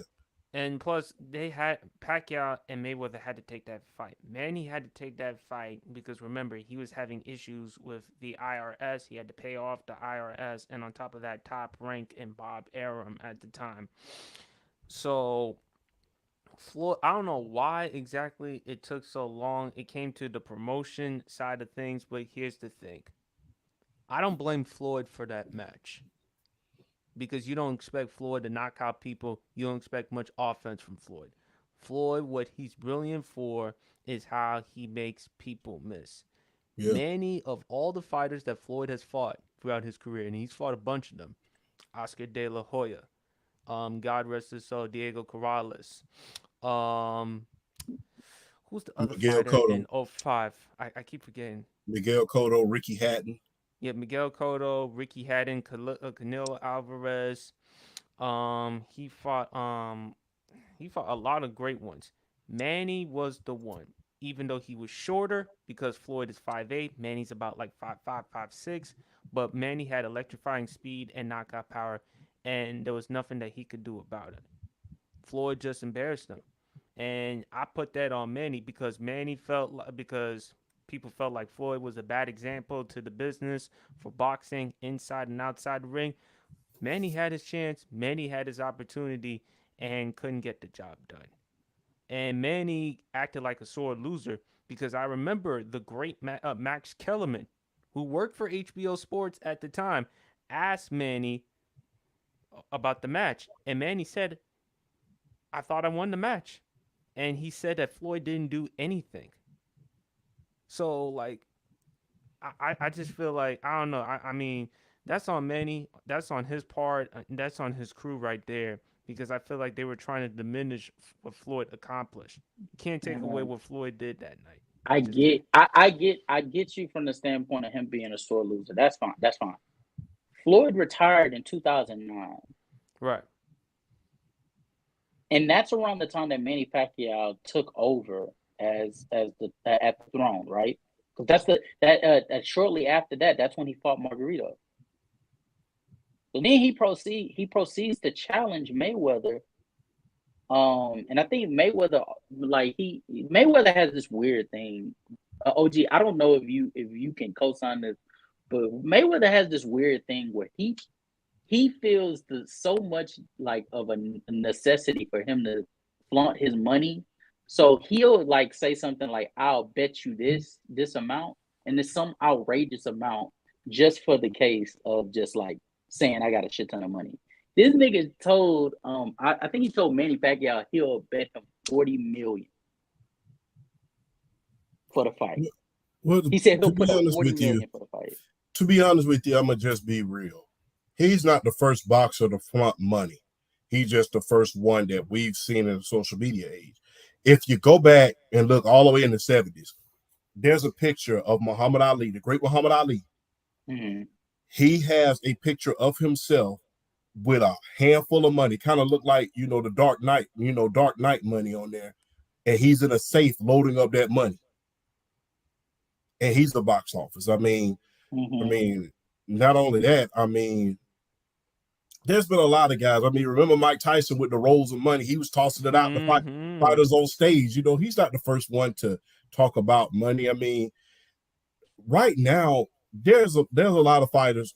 During that time, man, boxing was pretty much at a standstill. You needed someone with a personality. You needed a guy with a personality. And remember, during that time, there wasn't a lot of guys with just personality. Around that time, the heavyweight division was down. A lot of fights were just lackluster at best. You needed a Mhm. personality to come in and just change it. And I think that's why Floyd became the villain. Now, if you ask me, had he been the hero, he'd have made a hell of a lot. He'd have made a hell of a lot more money than he ever did because the endorsements would have been just coming in and in and in and in. But you know, But credit okay, to okay, Floyd, even credit to Floyd, credit to Floyd. He didn't worry about image, and he still made billions of dollars. yeah, no, you damn right he didn't worry about image because the dude was sitting there, like he sat there and called. He said something about when we get off of vacation, we're gonna cook that little yellow chump or whatever. We're gonna I think he said something about don't worry about fighting that little midget or something like that. Yeah, Like when keep it he clean, he casual. he Keep it he clean. Keep it clean, Cassie. Oh no! I'm sorry. But that essentially that's all. Like he didn't care about his image when he was saying all of that, and then backdoor he offered Pacquiao 40 million, and then I believe shortly after that, I want to say probably like a few months after that, Pacquiao when he got knocked out by Marquez, that's when Mayweather started trolling him, and then he finally agrees to do the fight. I want to say after like a 2 year hiatus. I don't know what happened in between that time. Maybe y'all could inform me. But all I do know is by 2013, Mayweather refused to do business with Aaron. Well, a lot of That's that all. because That's all I know. And so what I'm saying is the reason why I penalize Mayweather is because Mayweather Mayweather on far too many occasions during that 5 year gap was essentially throwing the rock and hiding his hands. another reason why he didn't like dealing with his old promoter Bob Arum. You know what I'm saying? So he didn't like dealing with Bob Arum. Bob Arum, Yeah, that's people what I'm don't saying. realize. He said in 2013, I will not be doing business with Bob Arum. Yeah, he did not. He did not like because people don't realize he was a top ranked fighter when he first Right. came out. He was on top rank, but and people. I'm just suspicious that I think he did all of that with the idea of catching Pacquiao out of his prime. I don't That's what think I think. that's the case. I I feel think like that, like I said, if because it I don't wasn't want just to out deal of with his it, prime. He was out of his prime and by 2012. 2012 I feel like was the last year Pacquiao was in his prime. And you catch Pacquiao 3 years out of his prime. yeah. But like I said, if you don't want to, he didn't want to deal with Bob Arum, and I understood that because there was rumor had it that, when Floyd was on Top Rank, they held him back so that Oscar De La Hoya could be the box office, when rumor had it that Floyd Mayweather was better. And, remember during that time, when he was on Top Rank, remember who was managing Floyd at that point? Y'all remember who was managing Floyd? The Boogeyman, Jay Prince. So guess what? When you have to have guys come in and manage you just to get you box office fights and stuff like that, because they want you to take the back seat to Oscar De La Hoya, who was pretty much the quote unquote, and I'd use this term loosely, the darling of the media during that time, him being from Los Angeles and winning the gold medal. I mean, I wouldn't want to do business with you either because you held me back. Mm-hmm. All right, guys, we gotta move on to some NFL stuff. Cash, you want to stick around, or do you got some stuff you gotta do, man? I need to get to doing this quick video real quick on my Bucks. Shout out my Bucks, by the way, even though they lost to the Warriors. Hey, they've been looking a lot better ever since the All-Star break. Exactly. So I got how. Oh my God! But yeah, I'm gonna get to working on this video. But anything that OG says about football, you know that I what. I know that you got me, bro. I know that you got me, bro. Yeah. All right, y'all. Love y'all, man. Take it easy, man. All right, bro. All right, Casual. All right, Champ. Let's talk about NFL, man. Let's talk about Russell Wilson. Recently, Denver Broncos, they cut Russell Wilson $85 million dead cap hit. Isn't that like the largest dead cap hit in NFL history? Yeah, yes, we had the first largest by Atlanta Falcons. Whew, wow. With Matt Ryan, we traded Matt Ryan to the Indianapolis Colts. It's been reported that the New York Giants and the Pittsburgh Steelers are looking at Russell Wilson, the 9-time Pro Bowler. And this is what over here. This is how much the full roundup trade. The Broncos get Russell Wilson, because remember they traded Russell Wilson to the Broncos, the Seahawks. The Seahawks got Drew Lock, Noah Fant, Shelby Harris. They got 2 first-round picks in Charles Cross and Devon Witherspoon. They also had 2 second-round picks and Boy Maffey, and they also drafted Derek Hall and a 5th-round pick in Tyreek Smith. Clearly, I'm just going to go, Champ, before I let you go. Do I think Russell Wilson's career in the NFL is over? No. There are still some teams in the NFL that could use him. The Steelers, the Giants. No, I do not want to see him in the ATL. Don't deal with him with those types of distractions. I think you got a better chance of landing Kirk Cousins. What I look at it is sad for Russ. The good news is, however, Denver, they still have to owe him $39 million in 2024. But, Russ can still play, had an improvement season, 26 touchdowns, only 8 interceptions. But you did pay him $245 million and over $100 million guaranteed. You're not asking him to be an improvement. You're asking him to be great. This is why they gave up all those draft picks and paid you a ton of money in order for you to play. But when I look at Denver Broncos, 2 things could be true. Russ wasn't great. Now, Russ, some of that he has to take on himself because when he first came in, he had his own office. He did things his own way. But to me, I feel like Sean Payton is getting off the hook. Because, let me tell you why, Champ. He kept talking about how bad of a job Nathaniel Hackett did last year. Early on, that defense, even though Sean Payton is not known for defense, but you were supposed to be the guy, the difference maker for this team and get them to the playoffs. I do recall the Denver Broncos giving up 70 points against the Miami Dolphins. And there were times this team was just bad. Now, later on, during the course of the season, they did turn around. They did make it competitive. And I also thought what they did to Russ. Remember, they had an opportunity, a chance to compete, make a playoff spot, and you bench him for the backup quarterback? all because of the money situation. So I believe, look, two things could be true. Russ may not have the greatest personality, and yes, locker room may not be the best leader in the world, but I feel like they're using him as the scapegoat. There are much more problems with the Denver Broncos. And look, ever since Peyton Manning has walked out the door, since that Super Bowl run, you haven't been to a Super Bowl.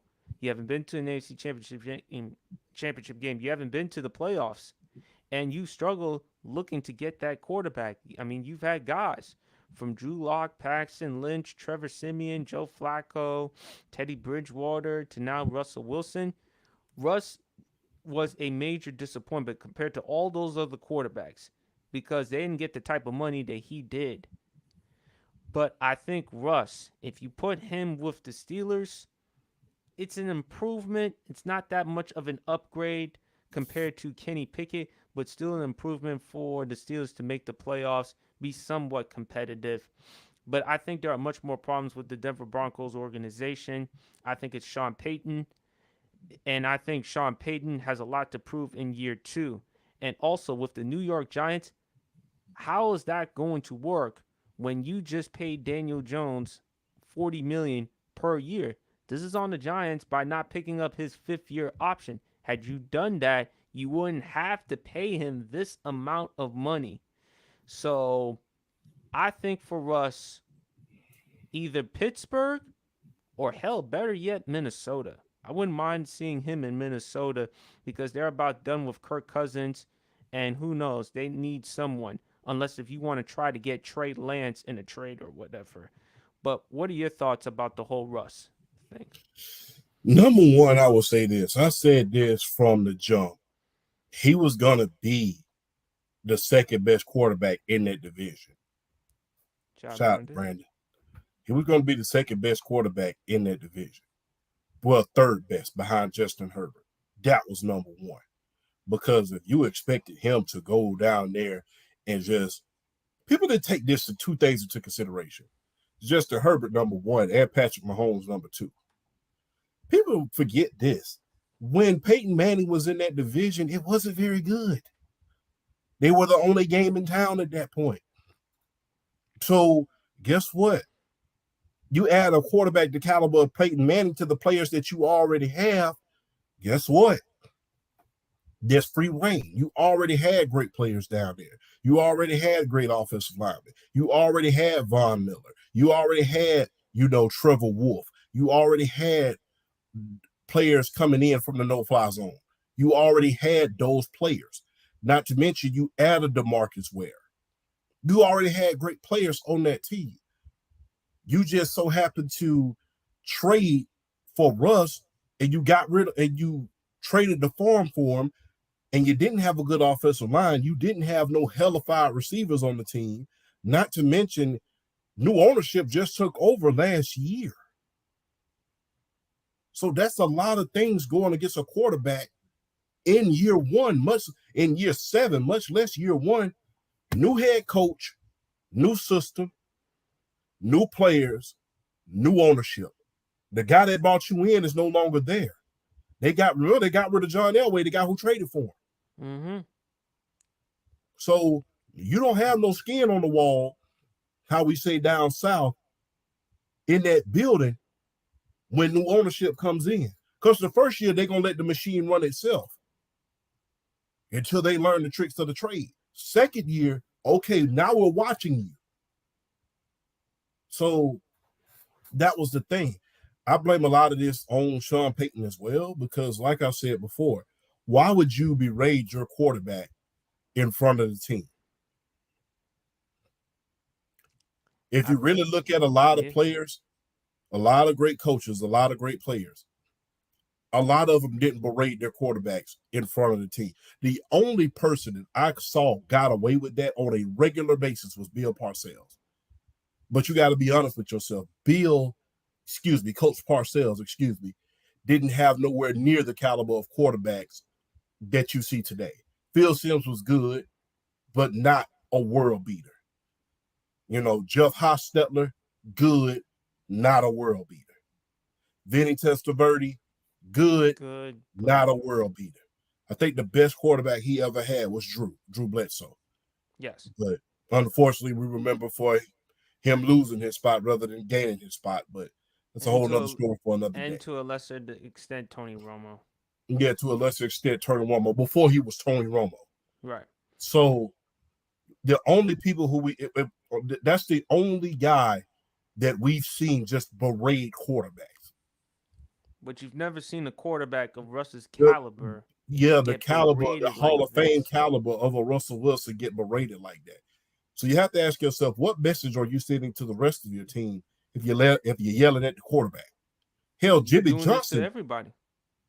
Hell, Jimmy Johnson didn't yell at the quarterback. Remember what Jimmy Johnson used to say? Like that. Yeah, remember what Jimmy? I'll never forget this because I'm old enough to remember Jimmy Johnson. He was like, remember when he cut John Roper? You know, John Roper fell asleep in the meeting, and he had his stuff he had his stuff in front of him when he woke up. He said, John, apparently you're not getting enough sleep. And he had his stuff right in front of him. He said, so you're off this team, so you can go get you some sleep. And remember what the guy, I think it was Ed Warder, remember what he asked him? He said, what if that was Troy Aikman that had went to sleep? He said, and remember what he said? Oh, yeah, I remember that. If Troy Aikman fell asleep, he would. It's simple. If Troy Aikman fell asleep, I will go back to him and say, Troy, wake up, and go back to my seat. Just as simple as that. So for you to be berating your quarterback, and you're in the first year. Mind you, I mean, if Russ has been to 2 Super Bowls. Right. Russ has been to 2 Super Bowls. He's won a Super Bowl. Right. He's been to Pro Bowl. He was a 9-time Pro Bowler, been an All-Pro. Will be in the Hall of Fame, and And just like Russ, if you're talking about Russ taking on a leadership role, Sean Payton, isn't that something that you're supposed to do? Especially with how the way you talked about Nathaniel Hackett, and the only reason why he was there. What, a possibility they could acquire Aaron Rodgers, which that didn't go out. Yeah. But they bring you there. I mean, you would have accepted the Chargers job because where were you? You were in LA at Fox Sports doing your commenting. But, of course, the family didn't want to pay that much money, and they still went on with Brandon Staley. But with Sean Payton, and he's got to be very careful. Because I don't know if you noticed, Bill Belichick's still without a job. And you got to think about this. Not only have you just released your star quarterback, they're getting ready to trade Cortland Sutton. They're getting ready to trade Jared Jeudy. They just released their all-pro safety, Justin Simmons, who made all-pro just last year, and nobody in the league has had more interceptions than Justin Simmons since he entered the league since 2016. No one, not a cornerback, not a safety, has had more interceptions than Justin Simmons. You have to ask yourself this. You're about to go it looks like you're about to go from being a coach that's paired up with a star quarterback to a coach that's fit to get ready to do a rebuild.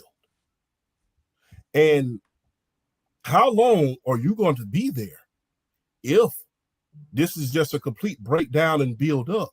Because you got to think about this. Patrick Mahomes, I don't care who you draft. You could draft Michael Penix Jr., you could draft Jaden Daniels, you could draft Mike McCarthy, JJ McCarthy. You could draft any one of those guys. None of them are going to be right now as good as Justin Herbert or Patrick Mahomes.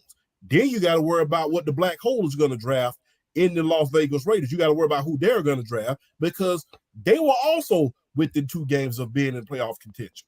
And you also got to worry about what Jim Harbaugh is going to do with the Chargers organization because he finally has a quarterback to work with, and this is the best quarterback he's worked with since Andrew Luck. Yes. So you have to worry about, you have arguably the most star-studded coaching in the NFL, in the AFC West. Andy Reid, can you out-coach him? Probably not. Jim Harbaugh, can you out-coach him? Probably not. Antonio Pierce, hey, he turned that team around in a jiffy. Can you especially in outcoach the him? aftermath of Josh McDaniels. Yes, especially in the aftermath of Josh McDaniels. So not only do you have to worry about outcoaching these guys are bringing back great players and great teams. The only reason that the Chargers went down so quickly was Justin Herbert got hurt. Mm-hmm. I mean, but they already went down with Brandon Staley. At some point after that postseason game, you knew Brandon Staley had to go, but they kept him because they were too cheap of an organization. Well, I've said this, and I've said this on your show many a time. They haven't had a coach. This is the first coach they had since Marty Schottenheimer. I'm just gonna be real. Right. I mean, because people can say what they want to about Norv Turner. He was a glorified offensive coordinator. He's just a coordinator, and the only reason people kept giving him chances after chance was because of the triplets. You know, the Dallas Cowboys teams that he was the offensive coordinator of. So let's just get that out of the way. But this is the first big-time coach they've hired since Marty Schottenheimer. And you can best believe, as long as Jim Harbaugh is there, they're going to have some wars when it comes to the Chiefs and the Chargers. You can best believe there are going to be some wars. Just like when Jim Harbaugh was in San Francisco with Pete Carroll, going against Pete Carroll, there are going to be some wars in that division. And not only that, hey, the Las Vegas Raiders are trying to get back to being who they are. They're almost there. The only thing they need is a quarterback. Remember, their defense finished top 10. Their offensive line finished top 10. You know, Josh Jacobs was coming back into it towards the end of the season, but he got hurt. You know, there's a lot of factors going into this division. So are you going to be able to outcoach those coaches in this star-studded division, especially when you're going through a rebuild? And how long are you going to last doing this rebuild? How long? Because if you because you got one time to mess up. You drafted J.J. McCarthy, and he's not what you think he is. Guess what? You're out of there in a couple of years. Yeah, and right now, I mean, look, if Russ was able to go that quick, imagine with Sean Payton. And nobody cared. Nobody cares. Nobody cares of what he's done as a head coach back then. In the words of Jan Jackson, what have you done for me lately? And if you continue on with this type of attitude, and to your point, Champ, how he berated Russell Wilson, if you're doing that to him, imagine what you're going to do with the rest of the other players that don't have the cachet or caliber as he does. So and not to mention you're bringing in a rookie quarterback. You're releasing all these veterans, and you don't. I've always said people want to give too much credit to Sean Payton, but if you really want to be honest with you, hey, the main thing is you had 3 consecutive seasons in Drew Brees' prime where you didn't even make the playoffs. 3 consecutive. Not to mention, after you won the Super Bowl, you didn't get back to an NFC champ. You had one and done several seasons over.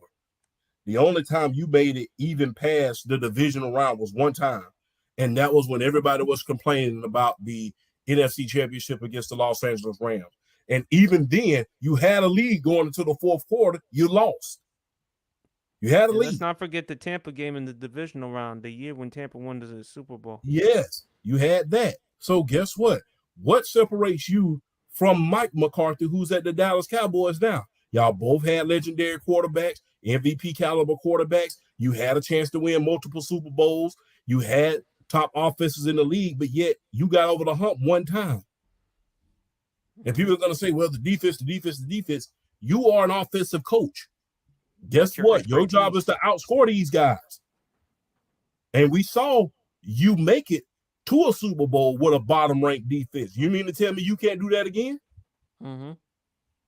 You make very valid points, champ. With Russ, do you think with this trade from Seattle to Denver, is it the worst trade in NFL history? Some could argue Herschel Walker. What's your thoughts? I've seen worse. The reason why people are going to say it's the worst is because of the money. But I mean, we see the hell. Let me tell you, the Herschel Walker trade. That's one. Remember the car? Have people forgotten about Deshaun Watson? Yeah, let's not forget that. I mean, because I ain't. I Last might be time I old. checked, I last might be time old, I but I ain't checked, got Alzheimer's yet. Deshaun Watson, what has he done since he got that contract? I mean, he collected that money, but he ain't did. He ain't did too much in that. He went to the bathroom after the games just to say he did some in the stadium, but not much. And I've heard before worse people start, I've heard worse NBA trades than Russ trades, champ. Most recently, Ben Simmons. yeah, but I mean, the Deshaun Watson trade, I never forget the Jeff George trade when he was coming out in the draft. I mean, they traded 2 number 1s and a number 4, not to mention Andre Rison, who we all know was a hell of a wide receiver, and Chris Hinton, who was an all-pro guard to my Atlanta Falcons, just to draft him, to pair him with Eric Dickerson.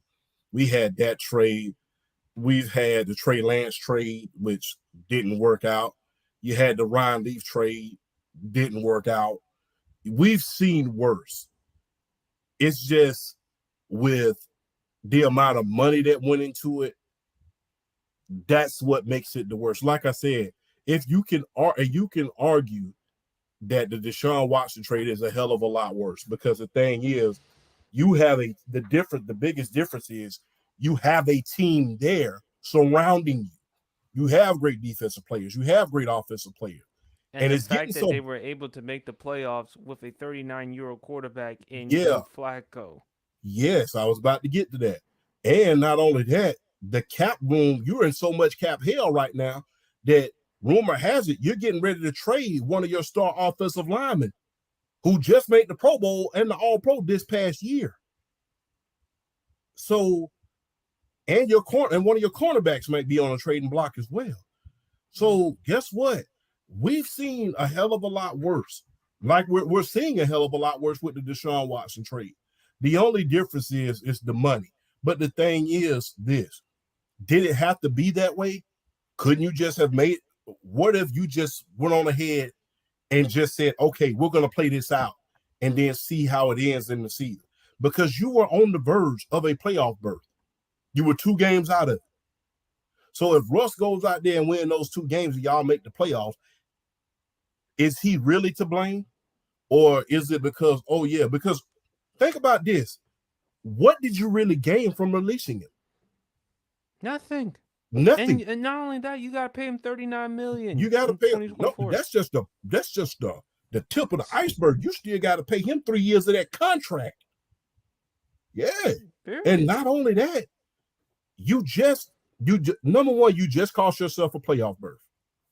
Number one, you just cost yourself a playoff berth. You just released your starting quarterback. Now, you have no playoff in your first year. You could have very well set the tone in the first year, made the playoff, and show ownership. Okay, we down here to win. We're not down here to just put the butts in seats. We're down here to win. You cost yourself the playoffs. You release your quarterback. You release your star safety. You're having a fire sale at this point. Now you're finna go to a rebuild in arguably the greatest division in football right now outside of the AFC North, in the AFC West, with some of the most star-studded coaches and star-studded quarterbacks and players that you've ever want to see. What did you accomplish by doing that? What did you accomplish? Nothing. And I think for Denver, they're looking at it, to Brandon's point. Let me see if I can get his comment. Broncos really about to rebuild. That's how it looks. And this is terrible for Sean Payton because, wait a minute, I just got this job. All I had to do was just to help out this quarterback. And guess what? We could possibly make the playoffs. And we couldn't even do that. We had a chance. We had the last couple of games, but instead we decided not to put in Russ. It's just a mess with the organization. And my thing is this. How long are you going to last doing this rebuild? How long in the Sean great Payton probably going to be out of here the next year too. He probably going to be out here. Because you got about 2 to 3 years before they start asking questions about you. And not only that, champ, didn't the Broncos, they traded some draft picks to the Saints? Mm-hmm. So guess what? You can't do anything regarding your future. Not But only the you in thing cap is, hell, you in draft hell. not only that, you have some draft capital this year, but the worst mistake you can do is try to trade up for somebody because you are utterly blankety blank blanked. If you do, Mm-hmm. you better take that pick where it falls because the thing is, you don't have good. I mean, like I said, you haven't accomplished anything other than putting your team further into cap hell, much like you did your last year in New Orleans, by the way, by signing some of the most lacklusterest quarterback that you ever want to see in Jameis Winston and Taysom Hill. Mm-hmm. So you've done nothing thus far if you're Sean Payton, but put another team in cap hell. You cost your team a playoff spot. You just alienated your star quarterback. Not to mention, you just had to release your star safety, who's more than likely going to go to a contending team and win one. Can you imagine if Justin Simmons, let's say, goes to, trying to think of a team. What if he goes to like the Lions or either Philadelphia? And Mm-hmm. add to their secondary. Mm. What if he Make goes more. to Dallas? Absolutely. Yeah. What if he goes to Baltimore? There's no guarantee that they're gonna keep Stone. So you just lost your starting safety. You cost your team the playoffs, and you just put the team back. You just put another team in the cap hell, much like you did with the New Orleans Saints. And you have to go through a rebuild. What was all this draft capital and all this money they spent on you as a coach? What was all that for? Absolutely nothing. Getting the shedder. That's just what they are right now. Let's talk about Ryan. One more thing. Where would you like to see Russ play? I, I'm just gonna be honest with you, man. Hey, listen to my flapping lips. Atlanta, do you want to win football games or do you want to worry about rap music? We need a quarterback. And if Russ can help us get to a Super Bowl, zip it. That's all I got to say. What if you get Kirk Cousins? If I get Kirk Cousins, I'll be happy about it. But I'm just going to be real, man. Hey, I'm going to just be very, very honest. Man, you just want to see Russ listen to future No, music. I don't want to. No, I don't want to see Russ look. Hey, man, look here. I'm all about you winning in enemy territory, man. If you could go to where people just don't like you behind, and you don't like him for no good reason. You ain't got no good reason not to like him. Come on to Atlanta, win your Super Bowl, and I guarantee you, you win a Super Bowl in Atlanta. I guarantee you, opinions will change overnight. Watch and see. If he wins, hey, Waffle House, they'll let him in. Hey, Waffle House will let them in hey, man. Lemon pepper. Free waffles all night. That all-star special will be available for them all night long. So, hey, but like I said, Atlanta, do you want to I told the guy this. Do you want to win football games or worry about rap? Rap ain't bringing no championships to the state of Georgia. Last time I seen football, great football players did. Shout out to the Georgia Bulldogs. Hey, go get Russ. Let that quarterback that we're gonna draft sit that first year and draft Dallas Turner from the University of Alabama. And let Russ come out there with these weapons and with that defensive cook. Absolutely. And you have enough weapons on the offensive talent with Robinson, Pitts, London, and you no longer have to deal with Arthur Smith. Thank God you no longer have to deal with him anymore. There's many days where I just Let's talk about Ryan Leaf, the former number 2 overall pick in the 1998 NFL draft after Peyton was selected number 1. He made a guest appearance on the Dan Patrick Show. Mm-hmm. And this is what he thought what should happen with Caleb Williams during his rookie season. If you take him, you better be under the understanding that you're going to sit him this year, and that's not going to happen. 75% of what made him so great in college is not transferable to the NFL. He's not going to be able to do that. He can't do what he did in college 75% of the time and be successful at the NFL level. He can do 25% at the NFL level, but he needs some time. He's a guy I don't think can be a day one starter. He also said that Jaden Daniels and Michael Penix are better equipped to be immediate day one starters. So, Champ, hearing this from Ryan Leaf, it does kind of resonate because Ryan Leaf, obviously, his career didn't turn out the way that it went. Caleb Williams, he's received a lot of criticism for not throwing at the combine, but that's not a big deal to me because we've seen prominent quarterbacks that have missed out on throwing the combine. So, what difference does it make? Caleb Williams, remember his father is said, depending on the type of situation, either he could enter the NFL draft or stay another year at USC. I think he made the right choice by leaving USC because you're going to go to the Big Ten and you thought this was bad. Wait until you deal with the Big Ten. I also thought, look, and I said it as well. I have no problem with him, even though he said all the right things about Chicago. I have zero problem with Caleb Williams avoiding being drafted with the number one overall pick to the Chicago Bears because they haven't had a great quarterback. And you see the quarterback currently in Justin Fields, and you always say quarterback can't throw behind his back. If Justin Fields can't do that, what the hell makes you think Caleb Williams could do that? But what did you thought about what Ryan Leaf said? To be honest with you, he didn't say anything wrong if people are trying to rip him up for it. The thing is, the only thing he's saying is this, and he's putting it in a nice way. Don't throw this young quarterback into the fire expecting him to deliver you out of the fire because it's not going to happen. And my thing is him saying sit at least a year. There's nothing wrong with that. A lot of great quarterbacks have sat a year. Think about this. Joe Montana sat his first year. Aaron Rodgers, Aaron Rodgers, Patrick Mahomes. A lot of guys set their first year. So for you to want this guy that's just coming out of college, his team is already skeptical about you to go out of the fire and deliver you out of the fire. It's just kind of impossible, especially when you have no offensive line. Your current quarterback is running for his life at this point, and guess what? You don't have a definite answer on what you're going to do about your offensive line. You don't have a legitimate running game outside of Justin Fields at this point. So what are you going to do? And people are going to say, Foreman rushed for had 100-yard games twice, had 100 yards game 3 times. And I will say this. Hey.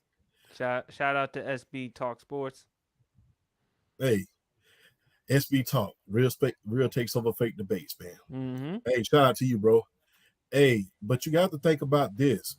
You throwing that young quarterback out in the fire, much like you did Justin Fields, it's not going to do you any good.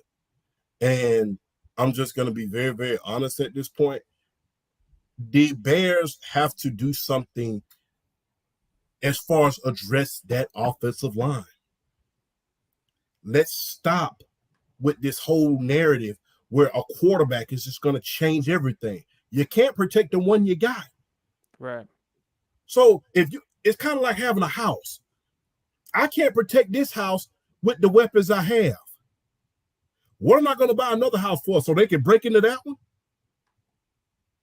It's kind of crazy when you think about it. Because you see all the litany of quarterbacks that the Chicago Bears have personally failed. It's flat out ridiculous. I mean, for you to pass up on not only Patrick Mahomes, but Deshaun Watson, who we can say what we want to right now, but back when he was in the Houston Texans, he was pretty much just chunking it. He was pretty much great. Chip, just to be clear, I'm not laughing about that. I'm laughing that the Bears, not only they drafted Trubisky, but they moved up in the draft. In order to trade for him in that deep draft class full of quarterbacks. So you have failed plenty of times trying to get a franchise quarterback. And let's not forget Jay Cutler. Because remember, after 8 years in the NFL, they gave Jay Cutler a 7-year deal, $129.7 million. And I'm like, Jay Cutler has only made 1 Pro Bowl in his career. He has only been to 2 playoff games. people still grind him to this day for the NFC Championship game, in which he had a sprained MCL and couldn't finish the rest of the game against the Packers. But you gave him a 7-year, $129 million contract. Why? Because he had a big, huge arm, and because he was 6'3", 230, and because you thought he was the quarterback that could compete in that division with Aaron Rodgers? Again, when it comes to developing position, the Chicago Bears can develop three. Defensive position, mainly the linebacker, middle linebacker, and Sam Will in middle linebacker. They can develop defensive linemen. We've seen that. They can develop O-line. That's how come I keep beating the drum for them to either draft Joe Alt or Olu Fashanu. They can develop offensive line. Go back and look at the history of their offensive line. You name the name. And they've been solid with running backs. They also yes, and they've been solid. That's why I was getting that too. Matt Forte, Gale Sayers, all the way up to Walter Payton, to Mike Anderson, to a little bit of everyone. You know, Thomas Jones finally broke out during those years there. You know, it's unfortunate that Cedric Benson, God rest his soul, didn't break out in Chicago, and he had to go somewhere else in order to break out, being in Cincinnati. But they have developed great running backs. They have developed great offensive line. They have developed great tight ends. They have developed every other position outside of the quarterback position. But if you really look at wide receivers and the quarterback position, they've had some speedsters at the wide receiver position, but they've never developed them. Which is why you've been on the record saying that the Bears, they should trade that number 1 overall pick to whoever. Might as well get yourself an O-line, some defensive players, because Chicago, not only they're bad with offensive line, they're bad as far as defensively too. People forgotten about that, even though they improved later on during the season. Yes, they improved later on during the season, and they did a great thing by re-signing Jalen Johnson Island, one of the better cornerbacks in the league at this point. And, you know, they did a hell of a move by, you know, getting Montez Sweat, which you warned me about. And I'll give you a hell of a – yeah, you tried to tell me. But I wasn't really trying to hear it. But, you know, you told me. But, yeah, hey. I told you, this dude has Pro Bowl potential. He made the Pro Bowl this season. He's the type of dude that can get you double-digit sacks. I said if I was Washington, I would keep him, not Chase Young. Because Montez Sweat has that Pro Bowl potential, durability, which was a huge question mark with Chase Young. But with Chicago, who knows? My Commanders, they may probably move up to that number 1 overall pick and draft Caleb Williams, all because, A, new ownership, no longer Dan Snyder, Josh Harris, Magic Johnson. You look at Cliff Kingsbury, the new offensive coordinator who Caleb Williams worked with his last year at USC. Even though they're in Landover, Maryland, and their headquarters are in Ashburn, Virginia, Caleb Williams is a native from D.C., so that would sell. But my thing is, yes, I would love to have Caleb, but I need offensive linemen because my offensive lineman is much worse than Chicago's. After all, we saw what happened with Sam Howell. Then on top of that, our defense is just, it was horrendous. Yeah. And it got even worse once y'all traded the bookends. Right. So, if I mean, I don't know who's going to move up to get Caleb Williams, but if you're Chicago, it's easy that you trade the number 1 overall pick. But this is the thing with them. They have the second consecutive time they have the number 1 overall pick. If Justin Fields doesn't turn out to be that guy, and if they end up getting a top pick in 2025 NFL draft champ, is it time for them to move on from Justin Fields? Yes, because here's the thing. If you go out there, you trade the number 1 overall pick, you get Joe Alt or Olu Fashanu in order to protect this blind side. Because here's what I'm gonna do if I'm the Chicago Bears GM, especially if your Commanders ask me to trade. You know what I'm gonna do? Okay, you can have this number 1 overall pick, but I want your number 2. But I'm gonna take that number 2. I want Terry McLaurin. I want him to go opposite of DJ Moore. And hell, I might even ask for Brian Robinson.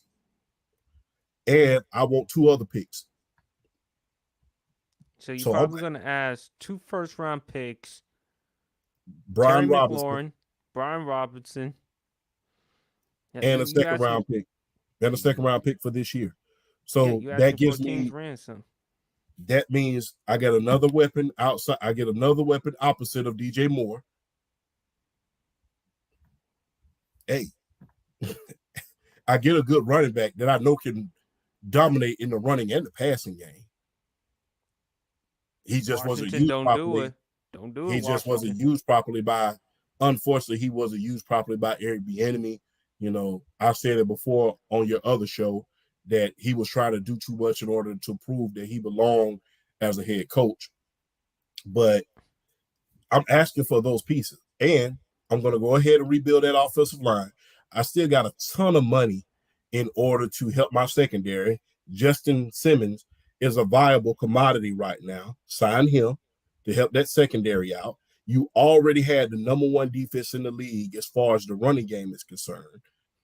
Get you some offensive line, get you some weapons so that Justin Fields can use, and you can at least make the playoffs. And if he doesn't do well this year, like I said, you can at least make the playoffs. And if he doesn't do well this year, hey, you don't have to pay him. That's somebody else probably make this option. Huh? Did they pick up his 5th-year option? No, I don't think they did. My thing is because he's still in year 4 at this point. So you don't have, if he doesn't pay it out this year, you don't have to pay him. Right. You someone else's problem at this point. So guess what? Rather than bringing in another quarterback, he taking another beating, and you still having the same problems that you have last year. Absolutely. So, but if I'm Washington, I wouldn't do it because if I'm Washington, I wouldn't do it. But like I said, new ownership.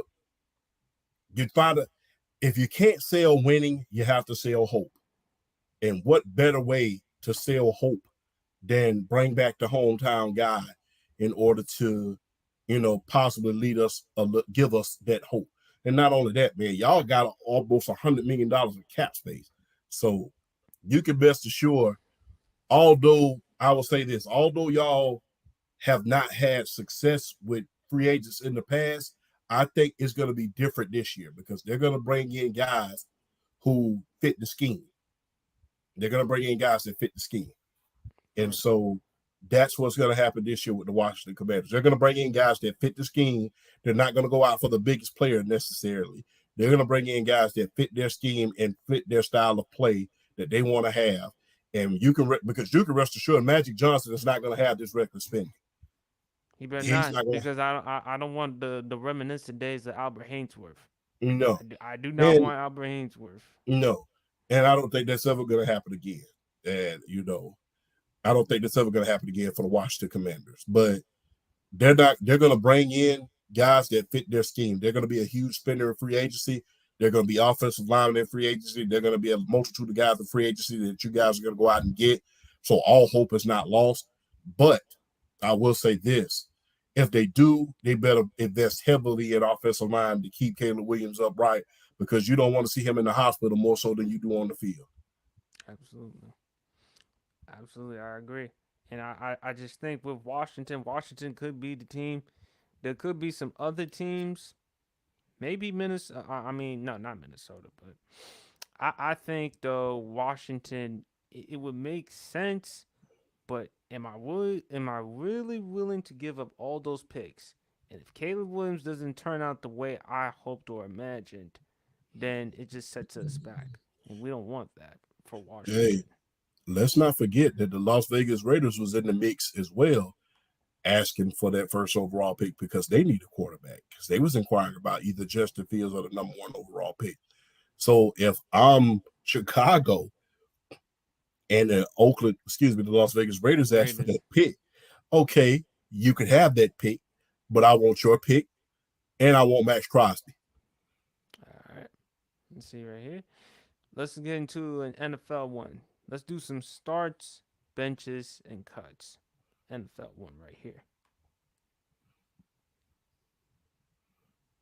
Oh, man.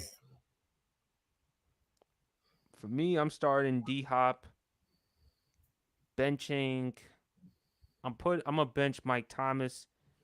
And sadly, I'm cutting Dez. I like Mike Thomas as a better route runner. Dez, I mean, at peak, I mean, he had 2012, 2013, 2014, three consecutive seasons of 1,000 yards. Dez had double-digit touchdowns during that season.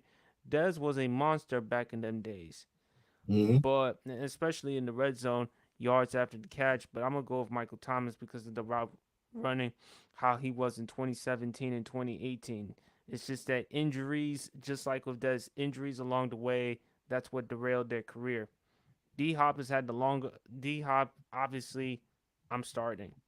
He has the best hands, a better, longer career, longevity, consistency, consistency. He has all that. He has the numbers. I've seen him in worse situations with quarterbacks. The best quarterbacks he's worked with are Deshaun Watson and Kyler Murray. Outside of that, Matt Schaub, Case Keenum, T.J. Yates, Ryan Fitzpatrick, a laundry list of quarterbacks. So I'm starting D Hop, I'm benching Michael Thomas, and I'm cutting Dez. Sadly, I agree with you. I think Michael Thomas, unfortunately, that injury bug just bit him, and he just couldn't shake it, man. And he was special. For you to lead the league in receptions twice, and to break Marvin Harrison's record in your second year, and not only lead the league in receptions, but lead the league in reception yards as well that year is something special. You damn near win a Triple Crown championship. That was special. Unfortunately for Dez, there was never a time where you could just really truly point to him. And even with Tony Romo and some of the great quarterbacks, some of the good quarterbacks that he had, you really couldn't say that he was the best guy. He was the best one in the league. You really can't point to a year and say Dez Bryant is the best one in the league. I mean, everybody wants to, and the thing is, his claim to fame is the catch that that wasn't never a catch. was. The catch that never was. So I'm taking D Hop first. I got to take D. I mean, for you to play with as many different quarterbacks,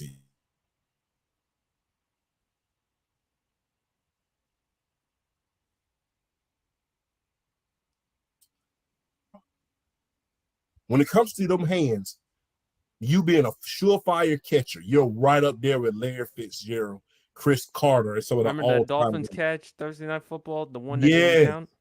Yes, unforgettable.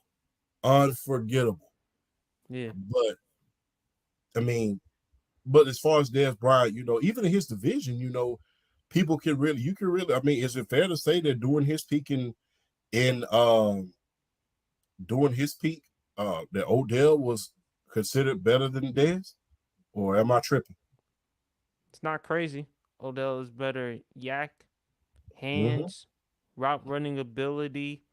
I mean, and that's crazy though, because when Odell was coming, Dez, that was the year he made first team All Pro, and that was the year in which he broke Terrell Owens' record for the most touchdown receptions. But after that, year to year, his production declined. And as good as Dez was, I don't think you look at it and you say, was it better than Odell's?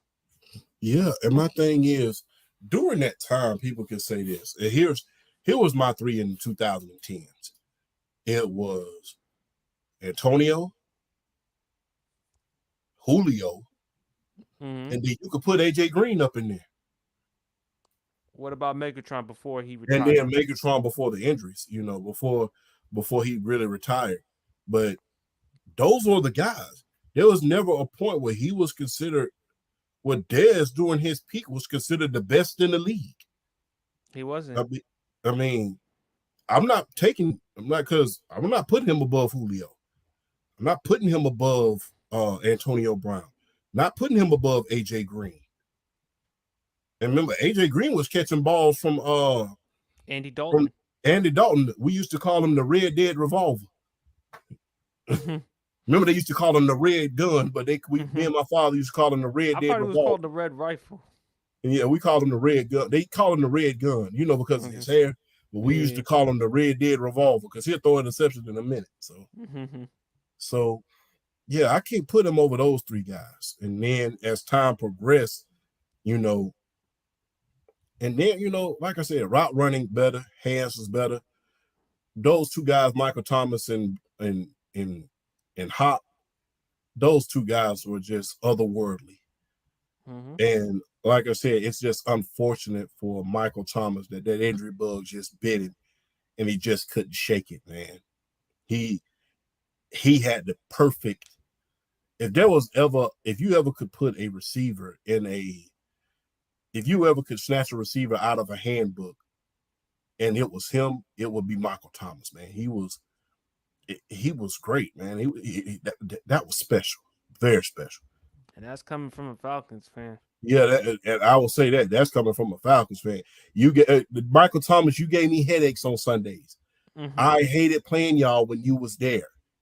So, you never rejoice with a football player with injuries, but it's like, whew, I'm glad I don't have to deal with him this Sunday. So, no doubt. And one last one, and this is a rap one. Start, bench, and cut. Now, this is the type of song, if you go to a club, getting your groove thing on, which one you starting, benching, and cutting. Okay.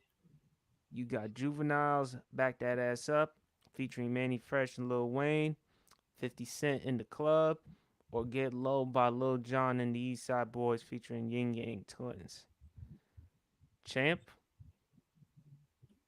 Hey, I know you from Columbus, Georgia. You from Columbus, Georgia, but I know you go to the ATL from time to time. Yeah. Let me tell you something real quick, man. If you ever to this day, in the great words of Deontay Wilder, to this day,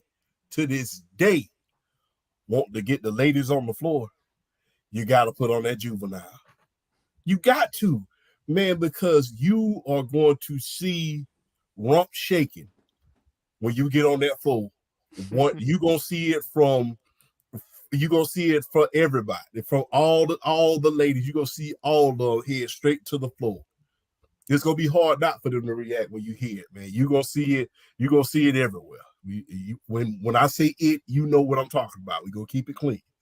So we're going to start Juvenile, man. That's the anthem, man. Hey, man. Look, anybody from Columbus watching this, shout out to the Prince Hall where they used to host the parties at when we was younger. And shout out to the Backdoor Hollywood Connection. Shout out to all the clubs that we used to go to as young guys. Shout out to Club Mario. Shout out to Club Martinis. Shout out to all of y'all. Because the minute y'all put that song on, we knew it was on. I'm starting that. Back that ass up, man. Back that ass up, man. You want the ladies to get the dance and put on that song, man. The party getting kind of lame, put that on. Hey. As far as partying, man, look, I'm benching Get Low. Man. Hey, man, look. Love 50 Cent. But you're old enough to remember, when we went to the parties, it was all about the ladies. We want to see the ladies dance. To this day, I want to see that. So guess what? Because I like to see the ladies dance, I'm starting Back That Ass Up. I'm benching Get Low. Because those two songs gonna get them to dancing. Now, In the Club was a hit like no other. But guess what, man? The ladies weren't dancing when it came to that. They wasn't. The ladies was dancing. Everybody was bopping. They was bopping around. But guess what, man? When it came to seeing everything just come out, when you want to see some ratchet stuff go down in the club, you got to play Get Low or Back That Ass Up, man. I'm just not gonna bullshit you.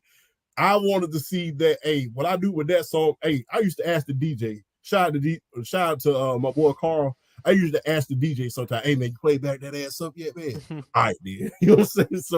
So we do when the, you know, to get away from the bar, because we do when the dancers were coming, when he started playing that, man. So hey man, we wanted to see it. And by it, you know what it is. So hey, starting back that ass up, bench and get low. Hey, 50 Cent, I love that song to life. I still listen to it when I come into the gym. But I came to the club to see the ladies act ratchet. So I'm cutting in the club. I agree with that list. When you play back that ass up, you want to see some women dancing. Exactly. You want to see some women twerking. You want to see the women acting up in the clubs. That's what you want to see. Get low. Oh, I'm starting back that ass up, but get low though. Them close. Them women when they get real low close. Real close. I'm sorry. Folks, I'm sorry. I'm trying my best to keep it clean. In the club though, that's a great one. But you can listen to it not only in the club, but you can also listen anywhere. In the gym, you can also listen to it at the basketball. You can also listen to it when you're playing hoops or whatever. Yeah. That's the time you can listen to that song anywhere. But if you go into specifically for the purposes solely for a club or to see some ladies dancing, back that ass up, get low. Hey man, if anybody, any club trust me, I know I'm from Haiti. I've seen women. Yes. They play any back club that promoters listening to Sports PSP's podcast right now, bring back the dance floor. We missed the dance floor, because the minute that song used to come on, girls would be, and even when Section was in, they still had the dance floor at the beginning of the era in 2010. You would see girls literally get out of their section and go to the dance floor. And you seeing it all over the floor. It was an amazing time to be alive, man. Even now, Oh, they play it. I don't know if you watched the show, Champ, Abbott Elementary. The principal, Ava, season 3, she walked into the gymnasium, and then suddenly the janitor, they played the song Back That Ass Up, and then all of a sudden she started twerking and dancing like crazy. Like, you gotta go check out the clip on YouTube and everything, man. Hey man, when it comes to Back That Ass Up, they had a no reaction. Are you gonna react to this? And hardly nobody passed. I mean, even the great Vanessa Bryan and Lala had that challenge. And it's like nobody. It was man. That look, man. I'm getting goosebumps thinking about it, man. That was back in the heyday. It's just like, man, when that song came on, it was magic. It was magic. I mean, but also a testament to how music was back in the days. Like nowadays, music like we listen to, Champ, it's all right, but ain't nothing better than the late 90s, the early 2000s music. That was a time, if you wanted to get crunk, if you want to have a good time back in them days, them late 90s, early 2000s. I mean, and I don't know if you would, if I'm stealing your thunder for a later show, I apologize. But I don't know if you watched Nelly's interview earlier in the week, where he said he was in the hardest era of hip hop in the late 90s, early 2000s. I don't know if you watched that interview, and I absolutely agree with him. He was absolutely right, because the thing was, man, you had so much to compete with rap back then. You had the Jay-Z's, the Nas's, who were lyrics. You had the lyricists rap. You had the party club music, the crunk music.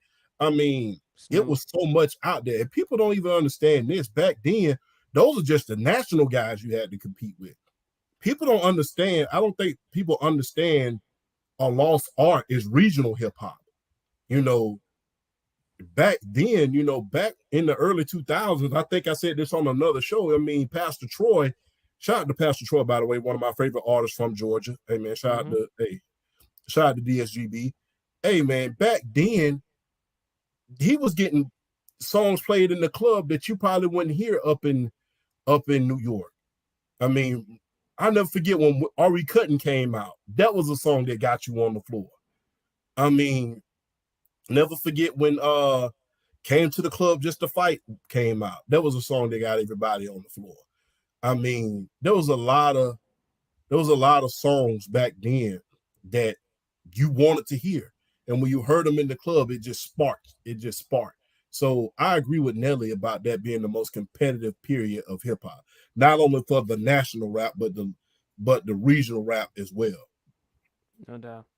But when it comes to back that ass up, if I'm in the club and I see some women dancing, Man, look, and I'm gonna just put this lightly. I never got as many dances on any song than I did on that one song alone. When that song came on, that was good for at least about 3 dances, if not 4 or 5. I mean, because you knew it was, like I said, it's a anthem, man. It's like once you put that on, you knew you was about to see a show, and you ain't necessarily got to be in a gentleman's club in order to see that show. We'll leave it at that. and them ladies back in them days, whew, Lord, Hey man, like I Lord. said, our age group, even now, put that song on to watch what happened. Put it on at any party. Oh, absolutely. Hey, in the great words of Jim the Anvil Neidhart, they gonna forget their manners. And on that note, that concludes the rest of the Sports PSP podcast. Appreciate my man Casual for hopping on to the pod. Appreciate the other dudes commenting, True to King TV, Brandon from the block, and of course, Real Takes Over Fake Debates, SB Talk Sports. Appreciate it. As always, my man, Undisputed World Champ, for hopping on the pod, man. Any final words, brother? Shout out to Columbus, Georgia, man. Hey, like I said, shout out to Martinis, Mario's, 1244, the Bounce, all the clubs I went to back in the day, man. Hey, epic moments. Oh yeah, Club Sky too, man. Bring back the pictures, if you get what I'm saying. Bring back the pictures of beer at the clubs, man. That was epic as well. Shout out to all those clubs. Shout out to Columbus, Georgia, man. Greatest city in America. You can make it here. You can make it anywhere, man. Small town with big city dreams. All right. Appreciate everyone for tuning in to the Sports PSP podcast. Go check out Undisputed World Champs podcast, man. When exactly is the pod coming back on, man? The pod is coming back officially in the first week of April. We're gonna be getting prepped for the draft. Hey, the draft, we're trying to wait for draft speed in order to pick up where people are starting to predict their picks. And the reason why is we're focusing more towards college football. We're trying to give the NBA season a chance to get into the playoffs before we start covering it a little bit more. After the All-Star break, you got to wait till it gets some traction. And we're trying to wait till it gets some traction before we start reporting on it. So going to give that a chance to get some traction more before we start bringing it back. But it will be back the first week of April. And, hey, man, you always have me on your show. I'd love to have you on mine again, bro. Always, man. Always a pleasure having you on the pod. And y'all know where to follow me at. Like and subscribe to my YouTube channel, Sports PSP, as well as IG Sports PSP and TikTok Sports PSP 3. New episode of the Sports PSP podcast every Friday nights, 9 p.m. We're going to do some more NBA, more NFL, more college stuff, more music, more entertainment. And yes, next Friday, 3/16. Favorite Stone Cold Steve Austin moment. And we're also going to do some other favorite 3/16 moments. Who knows? Just to irritate Jay, shout out to Jay, who hops on Brandon from the Blocks podcast. We may bring up Tebow 3/16 just to irritate him a little bit more. No, I'm just messing. Got all love for Jay. Appreciate everybody for tuning in. Y'all stay safe. Y'all enjoy the rest of y'all Friday evening. And we is out. Peace.